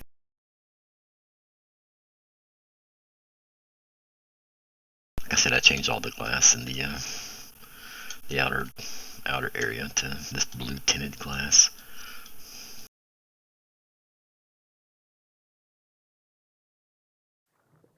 Built a kind of a sheltered bridge going into the castle. Decent looking entrance, and of course, like I said earlier, the animals. That cat is still standing guard. I don't think this cat's gonna move. Like it's rooted there. It's planted there. Like it's not moved for 2 days. Whatever. Hey, if it's keeping the pigs in order, then I'm all for it. That's fine.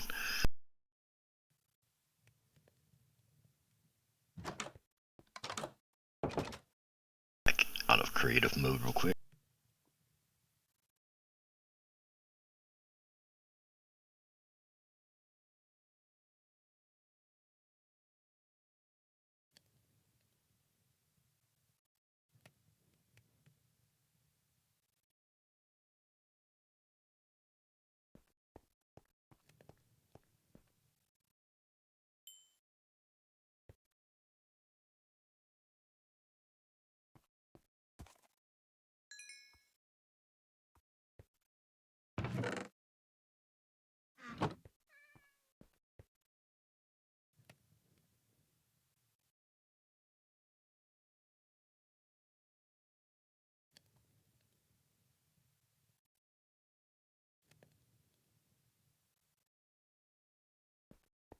I think that's going to do it for me for now, Twitch. I do appreciate you all dropping in and spending some time with me, chatting.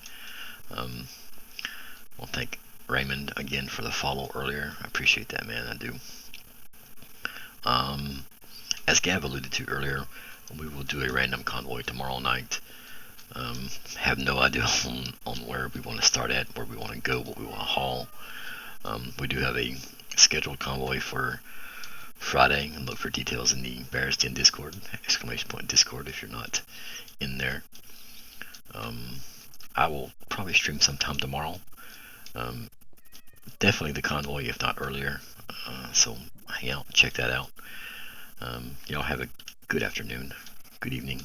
Try to stay cool, beat the heat. hang out, and I will see you all later. Take care.